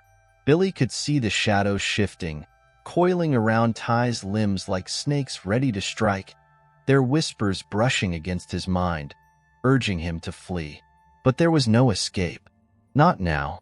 He would not abandon Abbie or himself. As Ty stepped closer, the ground seemed to tremble beneath his feet. Billy felt a shiver of fear skitter down his spine, but he stood firm, reminding himself of the sigil's promise. He had faced the witch once. He could do it again. He needed to confront the darkness that threatened to consume them. Abbie's breath hitched beside him, and he could feel her heart racing in rhythm with his own. She was fighting against the encroaching shadows, battling the instinct to flee. Billy glanced at her, and in that fleeting moment, their eyes met, a silent affirmation of their shared strength and purpose. They were in this together. Ty continued to advance, a slow, deliberate movement that seemed to draw the storm's fury towards him. Lightning illuminated the scene in stark flashes, revealing the grotesque shapes that writhed in the dark, a collection of shadows that pulsed and twisted, eager to devour the light. It was as if the storm itself conspired with the witch, adding to the chaotic energy that hung heavy in the air. With a deep breath, Billy reached into his pocket, fingers brushing against the shard that had once helped him confront the witch. The cold metal felt familiar, a reminder of his previous encounter and the power it held. He gripped it tightly, feeling its weight anchor him to the earth as he prepared to stand against the darkness. The sigil beneath him shimmered in response, glowing with an ethereal light that pushed back against the shadows. Billy raised the shard, feeling the energy surge through him, amplifying his resolve. He took a step forward, channeling the essence of the sigil and his own determination into the shard, a beacon against the darkness that threatened to engulf them. Ty hesitated, a flicker of uncertainty passing through his shadowy form as Billy's defiance pierced through the veil of fear. The shadows around Ty writhed, reacting to the surge of energy emanating from the sigil and the shard, and for a moment, the storm seemed to hold its breath, caught in the tension of the confrontation. Billy focused on Ty, channeling all his strength into the shard, feeling it vibrate with the potential to banish the darkness. He envisioned the sigil radiating a blinding light, pushing back against the evil that sought to claim them. With each heartbeat, he felt the connection deepen, a bond forged through fear and determination. The clouds above roiled, and with a sudden flash of lightning, Ty lunged, the shadows rushing forward as if to ensnare them both. Billy reacted instinctively, raising the shard high, feeling its energy pulse in harmony with the sigil beneath him. The light erupted from the sigil, illuminating the surrounding darkness with a fierce intensity, pushing back against the encroaching shadows.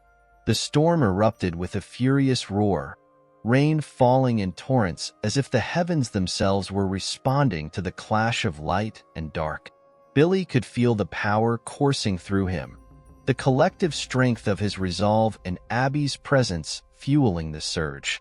The shadows shrieked in fury, a cacophony of voices echoing around them, vying for dominance. Abbie stepped beside him, her presence grounding him as they faced the malevolence together. They were a united front, their shared fear transforming into a fierce determination to protect each other.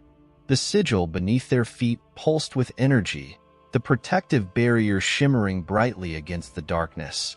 As the storm intensified, Ty's form twisted, the shadows enveloping him, warping his features into something grotesque and unrecognizable.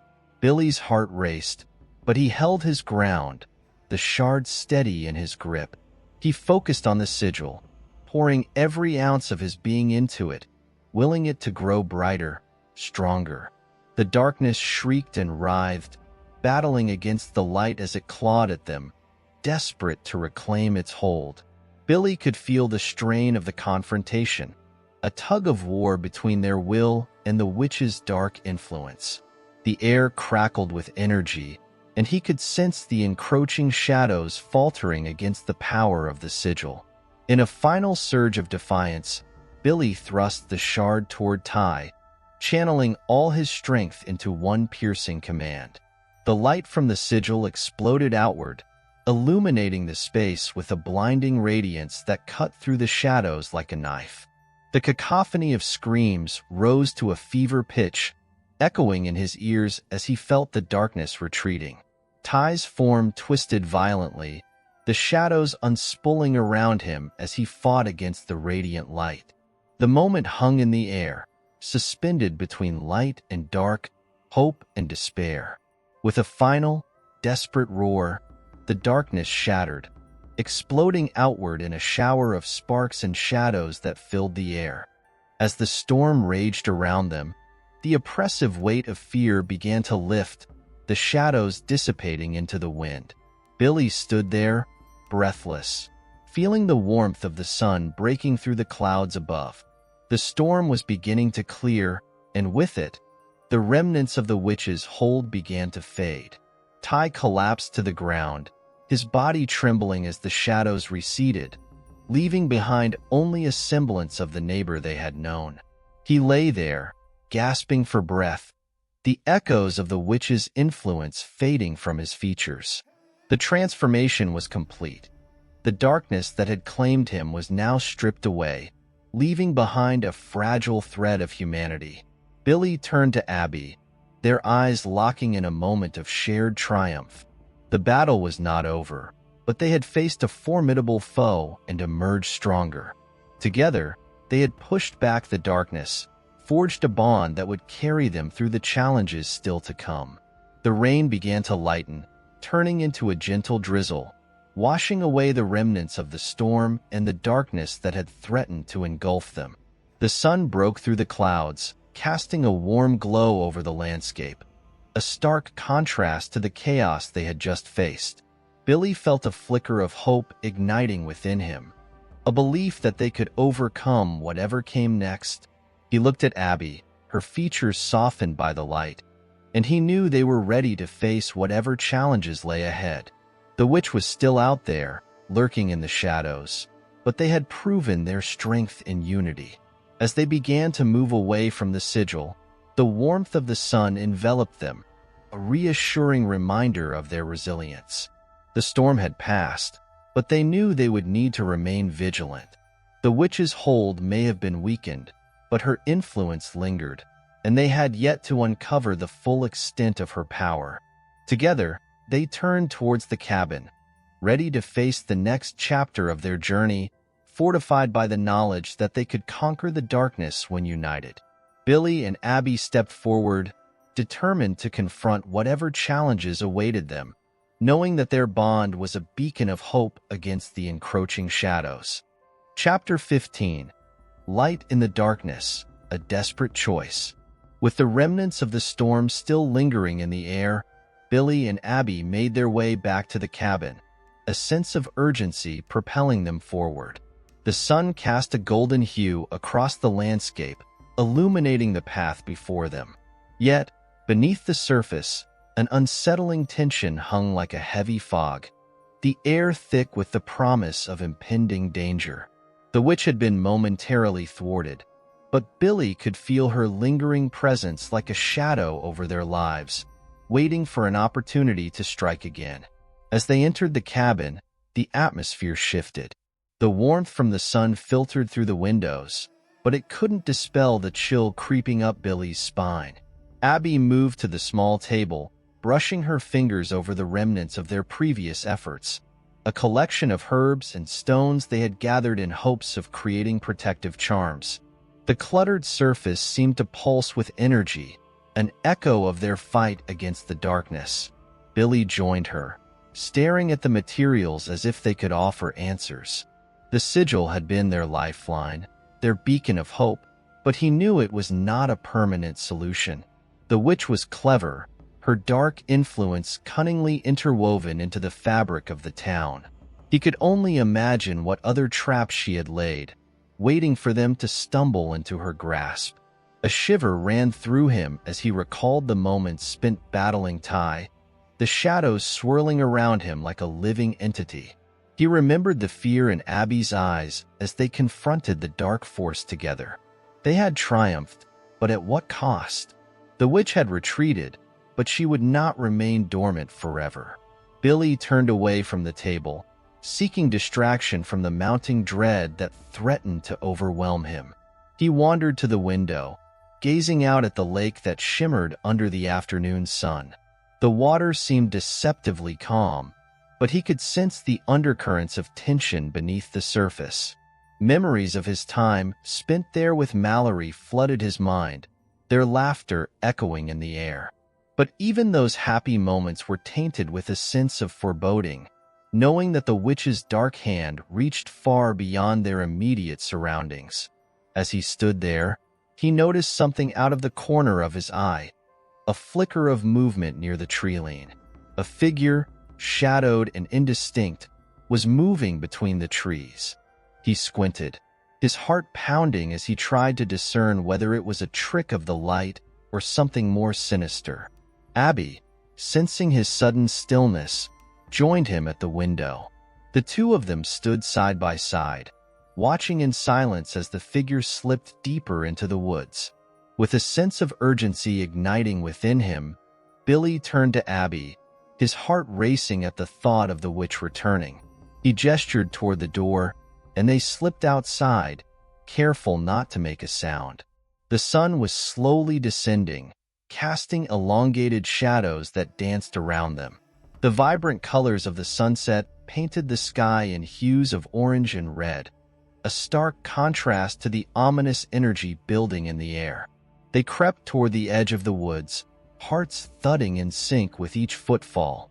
Billy led the way, instinctively moving closer to the spot where he had seen the figure. The world around them grew quiet, the usual sounds of chirping birds and rustling leaves falling away as if the very forest held its breath. As they ventured deeper into the trees, the sunlight waned, casting an eerie twilight over their surroundings. The thick underbrush crunched beneath their feet, the sounds echoing unnaturally in the silence. Abbie's presence was a grounding force beside him, but he could see the worry etched on her face, a reflection of his own fears. The path they followed was overgrown, as if nature itself had conspired to hide whatever lay ahead.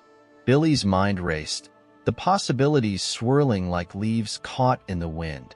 What if it was the witch? What if she had taken another victim, someone else to do her bidding? The thought twisted in his gut like a knife, urging him forward with a mix of dread and determination. Finally, they emerged into a small clearing, the dim light barely illuminating the space. In the center stood a circle of stones, worn and ancient, their surfaces etched with markings that sent a chill down Billy's spine. It felt familiar yet foreign, a haunting reminder of the dark forces that had already touched their lives. As they stepped closer, the air thickened with a palpable energy, the atmosphere crackling with tension. Abbie glanced around, her eyes wide with fear as she took in the scene. Billy could feel it too, a sense of foreboding that crept into his bones. Then, from the shadows of the trees, the figure emerged fully, revealing itself to be a woman draped in tattered robes that hung loosely from her frail frame. Her hair was wild and unkempt, strands of gray mingling with deep, dark locks that framed her gaunt face. Her eyes, however, were what captured Billy's attention, piercing and ancient, as if they held the weight of centuries of knowledge and pain. As she stepped into the light, he could see the intricate patterns etched into her skin, symbols that mirrored the markings on the stones. She moved with a grace that belied her age, her presence commanding and unsettling. It was as if she was both part of the forest and separate from it, a living embodiment of the darkness that lingered just out of sight. Billy and Abbie froze, their instincts screaming at them to turn back. The air crackled with energy, and a low hum resonated in the clearing, enveloping them in a cocoon of uncertainty. The woman raised her arms, her gestures fluid and deliberate, as if weaving a spell in the air. Billy's heart raced, a mix of fear and intrigue compelling him to stay rooted in place. Abbie grasped his arm tighter, her grip a reminder of their shared resolve. They had faced darkness before. They could do it again. The woman's movements became more frenetic, the hum growing louder until it echoed in their ears. The shadows around them danced wildly, flickering like flames in the wind. Billy could feel the energy rising, a storm of ancient magic swirling around them, threatening to pull them into its depths. Then, as suddenly as it had begun, the hum shifted into a whispered chant, echoing through the clearing. The words were foreign, an incantation steeped in dark power that sent a chill racing down Billy's spine. He felt the air thicken, the world around them transforming into a realm of shadows and whispers. The ground trembled beneath their feet, and a sense of urgency ignited within him. This was no ordinary encounter. They were standing at the precipice of something far more sinister. Billy instinctively stepped forward, his determination igniting a spark of defiance within him. He could not let this ancient force claim them, could not let it consume Abbie. As he moved, the woman's chant faltered, and her eyes locked onto his. There was recognition there, an understanding that transcended time. Billy felt a strange pull, as if the very essence of the witch resonated within her. He had seen her kind before, the whispers in the dark, the shadows that clung to the edges of his consciousness. With a swift movement, he raised the shard, the metal gleaming in the dim light. The sigil's energy surged through him, connecting him to the earth beneath his feet, and he poured all his defiance into the shard, willing it to shine against the encroaching darkness. The woman's eyes widened as she stepped back, the energy shifting in the air. The shadows recoiled, and for a brief moment, Billy could see the fear flicker across her face. The balance of power hung in the air, teetering between them like a fragile thread. But even as he stood there, heart pounding, he knew this was only the beginning. The witch was cunning, and this woman was her vessel. Billy felt the weight of responsibility settle on his shoulders. He had to protect Abbie, to confront this dark magic that threatened to consume everything he held dear. In that moment, Billy realized that the battle was not merely against the witch, but also against the fear that sought to take root in his heart. He took a deep breath, letting the warmth of the sun seep into his bones, grounding him in the present. With renewed determination, he held the shard aloft, the sigil's energy swirling around him, a bright beacon against the darkness. The woman's gaze flickered between him and Abbie, her expression shifting from fear to curiosity, as if she sensed the strength of their bond and the power they wielded together. The shadows continued to writhe, but now they hesitated, caught in the balance of light and dark. Billy could feel the ancient magic thrumming in the air, a clash of forces that threatened to consume them. He knew the path ahead was fraught with danger, but he was ready to confront it. Together, they would unravel the darkness that sought to claim them, drawing upon the strength of their unity and the power of the sigil.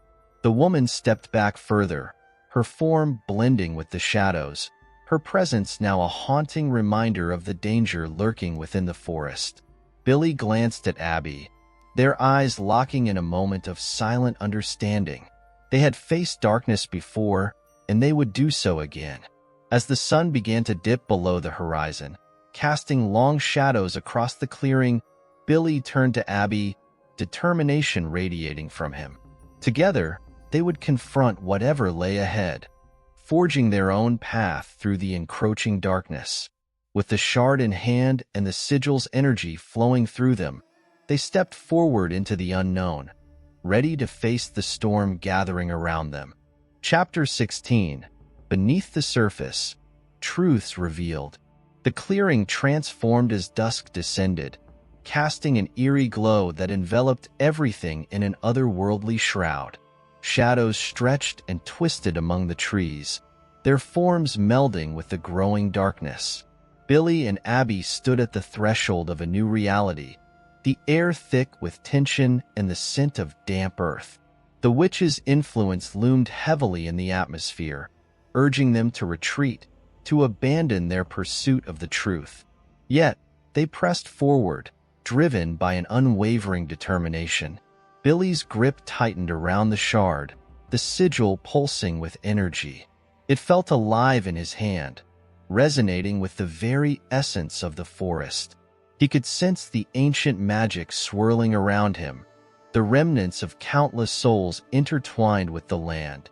The witch's power pulsed beneath the surface, whispering promises of fear and despair.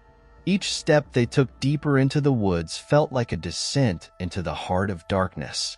As they moved, the trees seemed to lean closer, their gnarled branches reaching out like skeletal fingers. The rustling leaves above created a symphony of whispers, as if the forest itself was alive and aware of their presence. Abbie remained close, her footsteps quiet and deliberate, echoing his own resolve. The bond between them had deepened, forged in the crucible of fear and courage. They were allies in a battle against an unseen enemy, their spirits entwined in the face of adversity. They navigated through the underbrush, the ground uneven and treacherous. Billy's heart raced with each rustle of leaves or snap of twigs, the sound amplifying the sense of danger lurking in the shadows.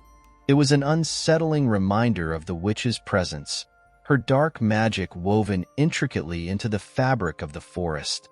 He felt it like a pulse beneath his feet, an ominous heartbeat thrumming in sync with his own. Suddenly, they stumbled upon a clearing bathed in moonlight. The brightness illuminated a circle of ancient stones, their surfaces etched with intricate symbols that glowed faintly in the darkness. The sight took Billy's breath away. It was as if they had crossed into another realm. This was no ordinary gathering of stones. It was a sacred site, a nexus of power that resonated with the energy of the witch. Billy and Abbie approached cautiously, the pull of the stones drawing them closer. Each symbol seemed to vibrate with life, an echo of the incantations that had been whispered here long ago. Billy could almost hear the echoes of ancient rites, the fervent prayers of those who had come before them seeking protection against the darkness. As they stepped into the circle, the atmosphere shifted dramatically. The air thickened, wrapping around them like a heavy cloak. Billy felt the energy surge within him, a current of magic intertwining with his own. The shard pulsed, its light illuminating the runes on the stones, creating a dance of shadows that flickered against the trees.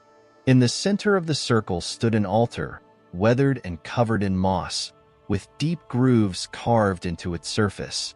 It was here that the witch had conducted her dark rituals, the very heart of her power. Billy's gaze narrowed as he studied the altar, a sense of foreboding settling in his gut.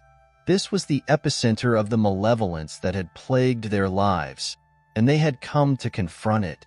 As they stood in the circle, the wind picked up, swirling around them with an intensity that sent a chill down Billy's spine. The symbols on the stones began to glow brighter, illuminating the clearing in a pulsating rhythm. The earth trembled beneath their feet, resonating with the energy of the witch's magic. Billy exchanged a glance with Abbie, the determination in her eyes mirroring his own resolve. In that moment, a vision flashed before Billy's mind, a glimpse of the witch's power, her essence entwined with the stones. He could see her standing there, draped in shadows, her eyes burning with an insatiable hunger for chaos. The vision faded as quickly as it had come, leaving Billy breathless, the weight of the knowledge pressing heavily upon him. He could no longer deny the truth. They were in a battle for their very souls. The witch was not just a figment of nightmares. She was a tangible force, one that thrived on fear and despair. The altar before him was a gateway, a conduit of dark magic that she could harness to exert her will upon the world. Billy knew they needed to act quickly. He closed his eyes, focusing on the shard and the sigil engraved upon it. He could feel the energy coursing through him, a connection to the ancient magic of the earth itself. He imagined the power flowing into the shard, drawing upon the strength of the stones around them. As he opened his eyes, he began to chant silently in his mind, weaving his own incantation into the fabric of the magic that surrounded them. The words were instinctual, flowing from his heart as he called upon the protective energies of the earth. Abbie moved beside him, her own energy merging with his, creating a formidable force that filled the air with a shimmering light. The witch's presence grew stronger, the shadows deepening as they encroached upon the circle. Billy could feel her anger, her desire to reclaim what was rightfully hers. He pushed against it, determined to hold his ground.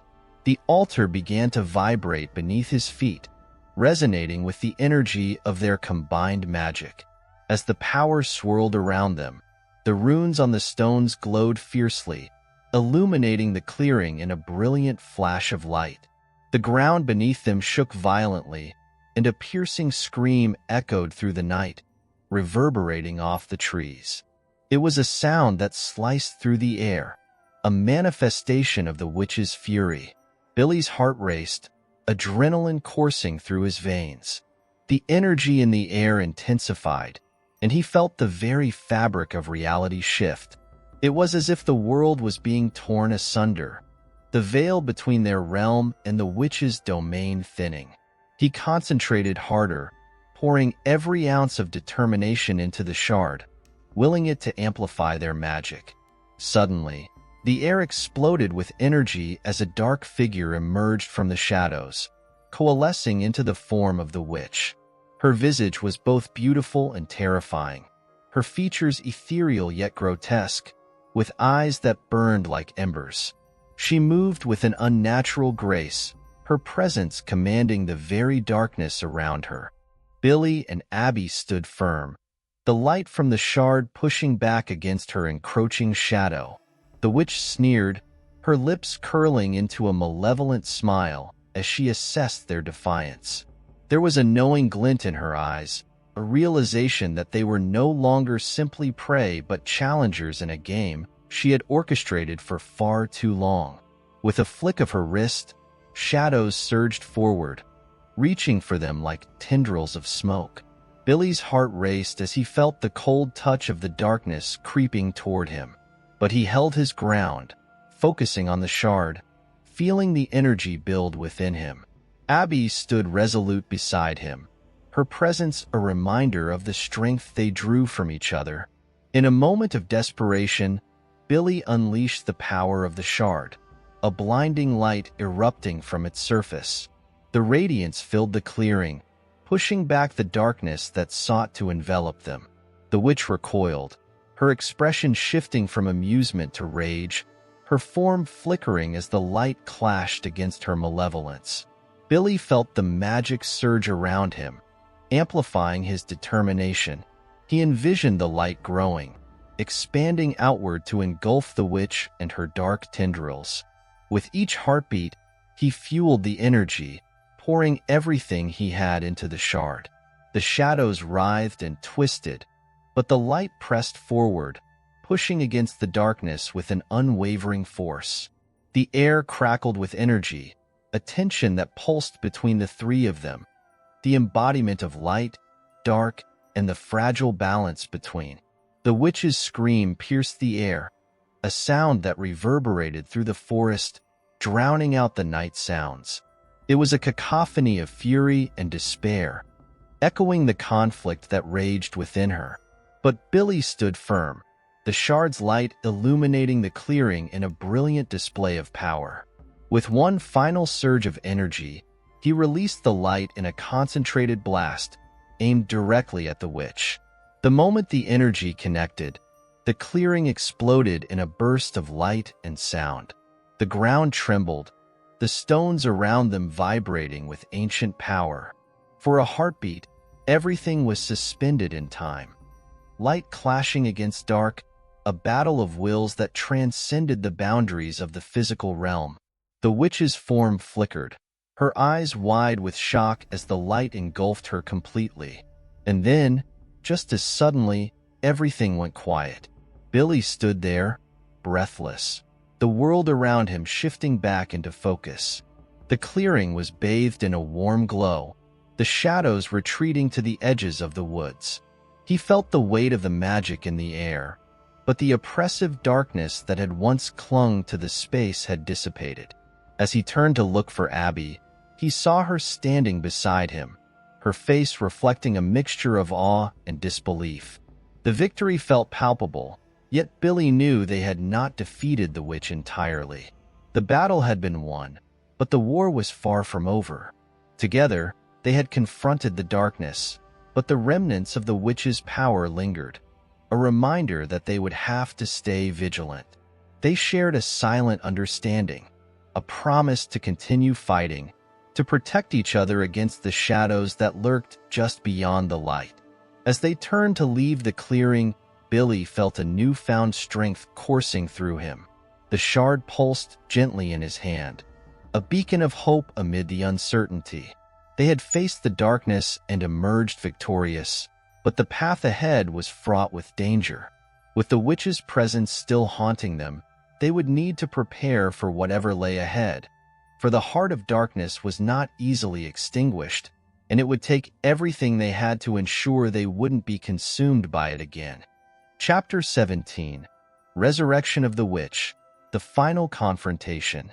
As dawn broke over the horizon, the first rays of sunlight pierced through the canopy of trees, illuminating the remnants of the night's struggle. The clearing, once a battleground of light and dark, now lay quiet and serene. The air was cool and crisp, filled with the scent of damp earth and fresh leaves. Billy and Abbie stood in the center, the morning light spilling over them, bathing them in a warm glow that felt like a gentle embrace. Billy felt a mix of relief and unease wash over him. They had fought the witch and emerged intact, yet a lingering sense of dread clung to him. He glanced around, taking in the peaceful beauty of the forest, but the stillness felt almost unnatural, as if the woods themselves were holding their breath, waiting for something to happen. Abbie, sensing his unease, stepped closer, her presence a steady reminder of their bond. They had faced the darkness together, and now, standing in the light, they needed to focus on what lay ahead. The witch might have been temporarily thwarted, but Billy knew deep down that the fight was far from over. He could still feel the echoes of her power reverberating in the air, an unshakable reminder that her presence lingered just beyond the veil. They began to walk through the forest, retracing their steps back toward the marina. The sun climbed higher in the sky, casting dappled shadows on the ground. Each step felt heavier, as if the weight of their recent confrontation was tethering them to the earth. The forest, once alive with the sounds of birds and rustling leaves, now felt muted, as if nature itself was mourning the battle that had unfolded. As they approached the marina, the familiar sight of the boats bobbing gently in the water brought a sense of comfort, yet a knot tightened in Billy's stomach. He knew that the peace they had found in the morning light could be shattered at any moment. Abbie mirrored his apprehension, her expression thoughtful and serious as they stepped onto the wooden dock. The water shimmered under the sun, reflecting a tapestry of blues and greens that felt almost inviting. Billy's heart sank as he remembered the strange occurrences around the marina, the whispers carried on the wind, the flickering shadows that danced just beyond his line of sight. The witch had been a powerful adversary, but what if she had left remnants of her dark magic behind? Together, they walked down the dock, the sound of their footsteps echoing against the wooden planks. Billy's eyes scanned the boats, searching for any sign of abnormality, any hint that the witch's influence had seeped into the very heart of the marina. Abbie's hand brushed against his, a simple gesture of solidarity that fortified his resolve. As they reached the end of the dock, the wind picked up, tousling their hair and sending a shiver down Billy's spine. He looked out over the water, where a thick fog began to roll in from the horizon, blanketing the marina in a ghostly shroud. The scene felt surreal, like stepping into a painting where the colors bled together, blending reality with the unknown. Suddenly, a low rumble reverberated through the air, like distant thunder approaching. Billy's heart raced as he turned toward the source of the sound, his instincts kicking in. The fog thickened, swirling like a living creature, creeping closer and wrapping around the boats, muffling the sounds of the marina. It was as if the darkness was returning, and with it, the echoes of the witch's power. He felt Abbie stiffen beside him, her breath catching in her throat. Together, they stepped back instinctively, their eyes fixed on the fog. It rolled in waves, and within it, shapes began to emerge. Faint outlines of figures that danced at the edges of their vision, haunting and ephemeral. Billy's heart pounded in his chest. "We need to go," he thought, but his feet felt rooted to the ground, captivated by the unfolding spectacle. The shapes coalesced, revealing themselves as shadows of the past, specters from the witch's memory, lost souls that had fallen victim to her darkness. The figures moved with a fluid grace, their forms shifting and changing, flickering in and out of focus. Billy could feel the weight of their sorrow pressing against him, a palpable sadness that filled the air like a heavy mist. These were not mere phantoms. They were remnants of lives that had been entwined with the witch's malevolence, echoes of pain and despair that reverberated through time. Abbie's hand tightened around Billy's, grounding him in the moment. Together, they bore witness to the tragic tableau unfolding before them. The spirits swirled around, their expressions a mixture of longing and anguish, as if they were reaching out for something just beyond their grasp. Billy felt a deep pang of sympathy for them, but he also knew that they were manifestations of the witch's darkness, lingering shadows that sought to reclaim their power. The fog thickened, swirling more violently as the figures began to wail. An unearthly sound that echoed through the marina, reverberating in Billy's bones. It was a chorus of suffering, a lament for the lives stolen by the witch's insatiable hunger. He could feel their anguish echoing within him, a reminder of the battle they had fought and the darkness that still loomed over them. Suddenly, the fog began to draw closer, enveloping them in its cold embrace. Billy felt a shiver run down his spine as the shadows danced around them, brushing against his skin like a chilling caress. Panic surged within him. He knew they had to break free from this grasp. Summoning his courage, Billy squeezed Abbie's hand, silently urging her to stand strong. He focused on the shard in his pocket, recalling the warmth and energy it had radiated during their confrontation with the witch. Drawing on that memory, he pulled it out, its surface glowing faintly in the murky fog.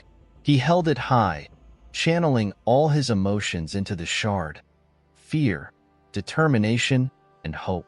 The light emanating from it pierced through the fog, cutting through the darkness that threatened to consume them. The specters recoiled, their mournful wails faltering as the light washed over them, illuminating their features for the first time. For a brief moment, Billy saw their faces, ghostly visages that mirrored his own fears, each one a reflection of the lives that had been touched by the witch's malevolence. They looked lost, trapped between realms, and in that fleeting moment, he understood their plight. They were victims of a darkness that sought to engulf not just their souls, but anyone who dared to stand against it. With a newfound resolve, Billy pressed forward, determined to help them find peace. He poured all his strength into the shard, willing it to break the curse that bound the spirits to the marina. The light intensified, filling the space around them, the glow pushing back the fog and casting shadows into retreat. The figures began to dissolve, their anguished expressions shifting into ones of relief. As the light expanded, Billy felt a warmth envelop him, a soothing balm that chased away the cold dread that had seeped into his bones. The wailing grew softer, the spirits rising into the air, freed from the bonds that had held them captive for so long. As the last echoes of their cries faded into the morning light, Billy felt a profound sense of peace wash over him. The fog lifted, revealing a clear blue sky above, the sun shining brightly upon them. It was as if the darkness that had loomed so heavily over the marina had been lifted, replaced by a renewed sense of hope and possibility. Abbie let out a breath she didn't know she was holding, her eyes wide with wonder as they surveyed the now tranquil scene. The marina, once shrouded in gloom, sparkled in the sunlight, and the boats bobbed gently in the water, free from the witch's influence. Billy gazed out over the shimmering surface of the lake, feeling a weight lift from his shoulders. They had confronted the echoes of the past and set the trapped souls free. Yet, as he stood there, he couldn't shake the feeling that the witch was still out there, lurking in the shadows, waiting for her chance to strike again. Together, they walked back along the dock, the sunlight warming their skin. But a lingering unease still tugged at Billy's heart. The battle may have been won, but the war against the darkness was far from over. They had to stay vigilant, for the witch's grip on the world was not easily broken. As they reached the end of the dock, Billy looked at Abbie, a sense of determination igniting within him. They would face whatever lay ahead together, united against the shadows. With the shard in hand and the light of dawn guiding them, they would stand firm against the darkness, prepared for the inevitable confrontation that awaited them. In the distance, the trees whispered secrets, the forest alive with a magic that felt both comforting and foreboding. The echoes of the witch still lingered, but so did the light, the bond they had forged in the crucible of darkness. As long as they had each other, Billy believed they could face whatever trials awaited them. They stepped forward, ready to embrace the challenges that lay ahead, their hearts entwined in a shared purpose. The fight against the witch was not just a battle for their lives. It was a fight for the very soul of the land they called home, and together they would not falter. Chapter 18. The Unbroken Bond. Love's Lasting Light. The sun dipped low on the horizon, casting a golden hue across the landscape as Billy and Abbie ventured deeper into the forest. The light flickered between the branches like a fleeting promise, illuminating their path but also casting long, unsettling shadows that danced and twisted around them. With every step, a sense of urgency began to build within Billy, a feeling that something vital was drawing them closer to an unknown confrontation. As they walked, the atmosphere grew heavier, the air thick with anticipation. The tranquility of the marina felt like a distant memory, replaced by a haunting silence that echoed through the trees. A shiver ran down Billy's spine, an instinctive response to the encroaching darkness that loomed at the edge of the forest. It was as if the very woods were holding their breath, waiting for the inevitable clash between light and dark. They arrived at a clearing, a place that felt eerily familiar. In the center stood a massive oak tree, its gnarled branches reaching out like skeletal fingers. Billy's heart raced as he recognized this as the spot where they had first felt the witch's presence. The air around the tree felt charged, crackling with energy that hinted at a power long forgotten. Billy and Abbie exchanged a glance, an unspoken understanding passing between them. They were no longer just kids caught in the throes of a summer adventure. They were warriors facing an ancient evil. As the weight of their purpose settled over them, Billy could feel the shard pulsating in his pocket, its warmth a reminder of the light they had harnessed together. As they approached the tree, a faint whisper echoed through the clearing, curling around them like smoke. It was soft at first, barely audible, but it grew louder, taking on a language of its own, a symphony of despair that resonated with their very souls. Billy could feel the shadows stirring, gathering at the edges of the clearing, their forms shifting like dark smoke. Suddenly, a figure emerged from the darkness, gliding toward them with an unnatural grace. It was Abbie, but not as he knew her. Her features were twisted, her eyes glimmering with an unsettling hunger. The witch had taken her form, her power now fully manifesting as she approached. Billy's breath hitched in his throat, fear rooting him in place. The witch stood before them, a haunting visage draped in shadows. Her hair flowed like liquid night, and her skin shimmered with an otherworldly light, revealing the depths of her darkness. The forest seemed to pulse with her energy, the very ground trembling beneath her presence. She raised her hands, and the shadows coiled around her like serpents, whispering secrets and ancient incantations. Billy's heart raced as he fought to push back the rising tide of panic. He could not let fear consume him, not now when the lives of so many depended on him. He reached for the shard, gripping it tightly as he focused on the light it emanated. The warmth spread through him, fueling his resolve. The witch's laughter echoed through the clearing, a sound that sent chills coursing through his veins. She moved with fluidity, taunting him with every step, her voice a silken whisper that danced on the wind. "You think you can challenge me? You are but a child, wielding a mere trinket against ancient power." But Billy knew that the shard was not just a trinket.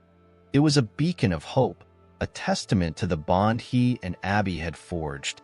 With every ounce of courage he could muster, he stepped forward, raising the shard to face the witch.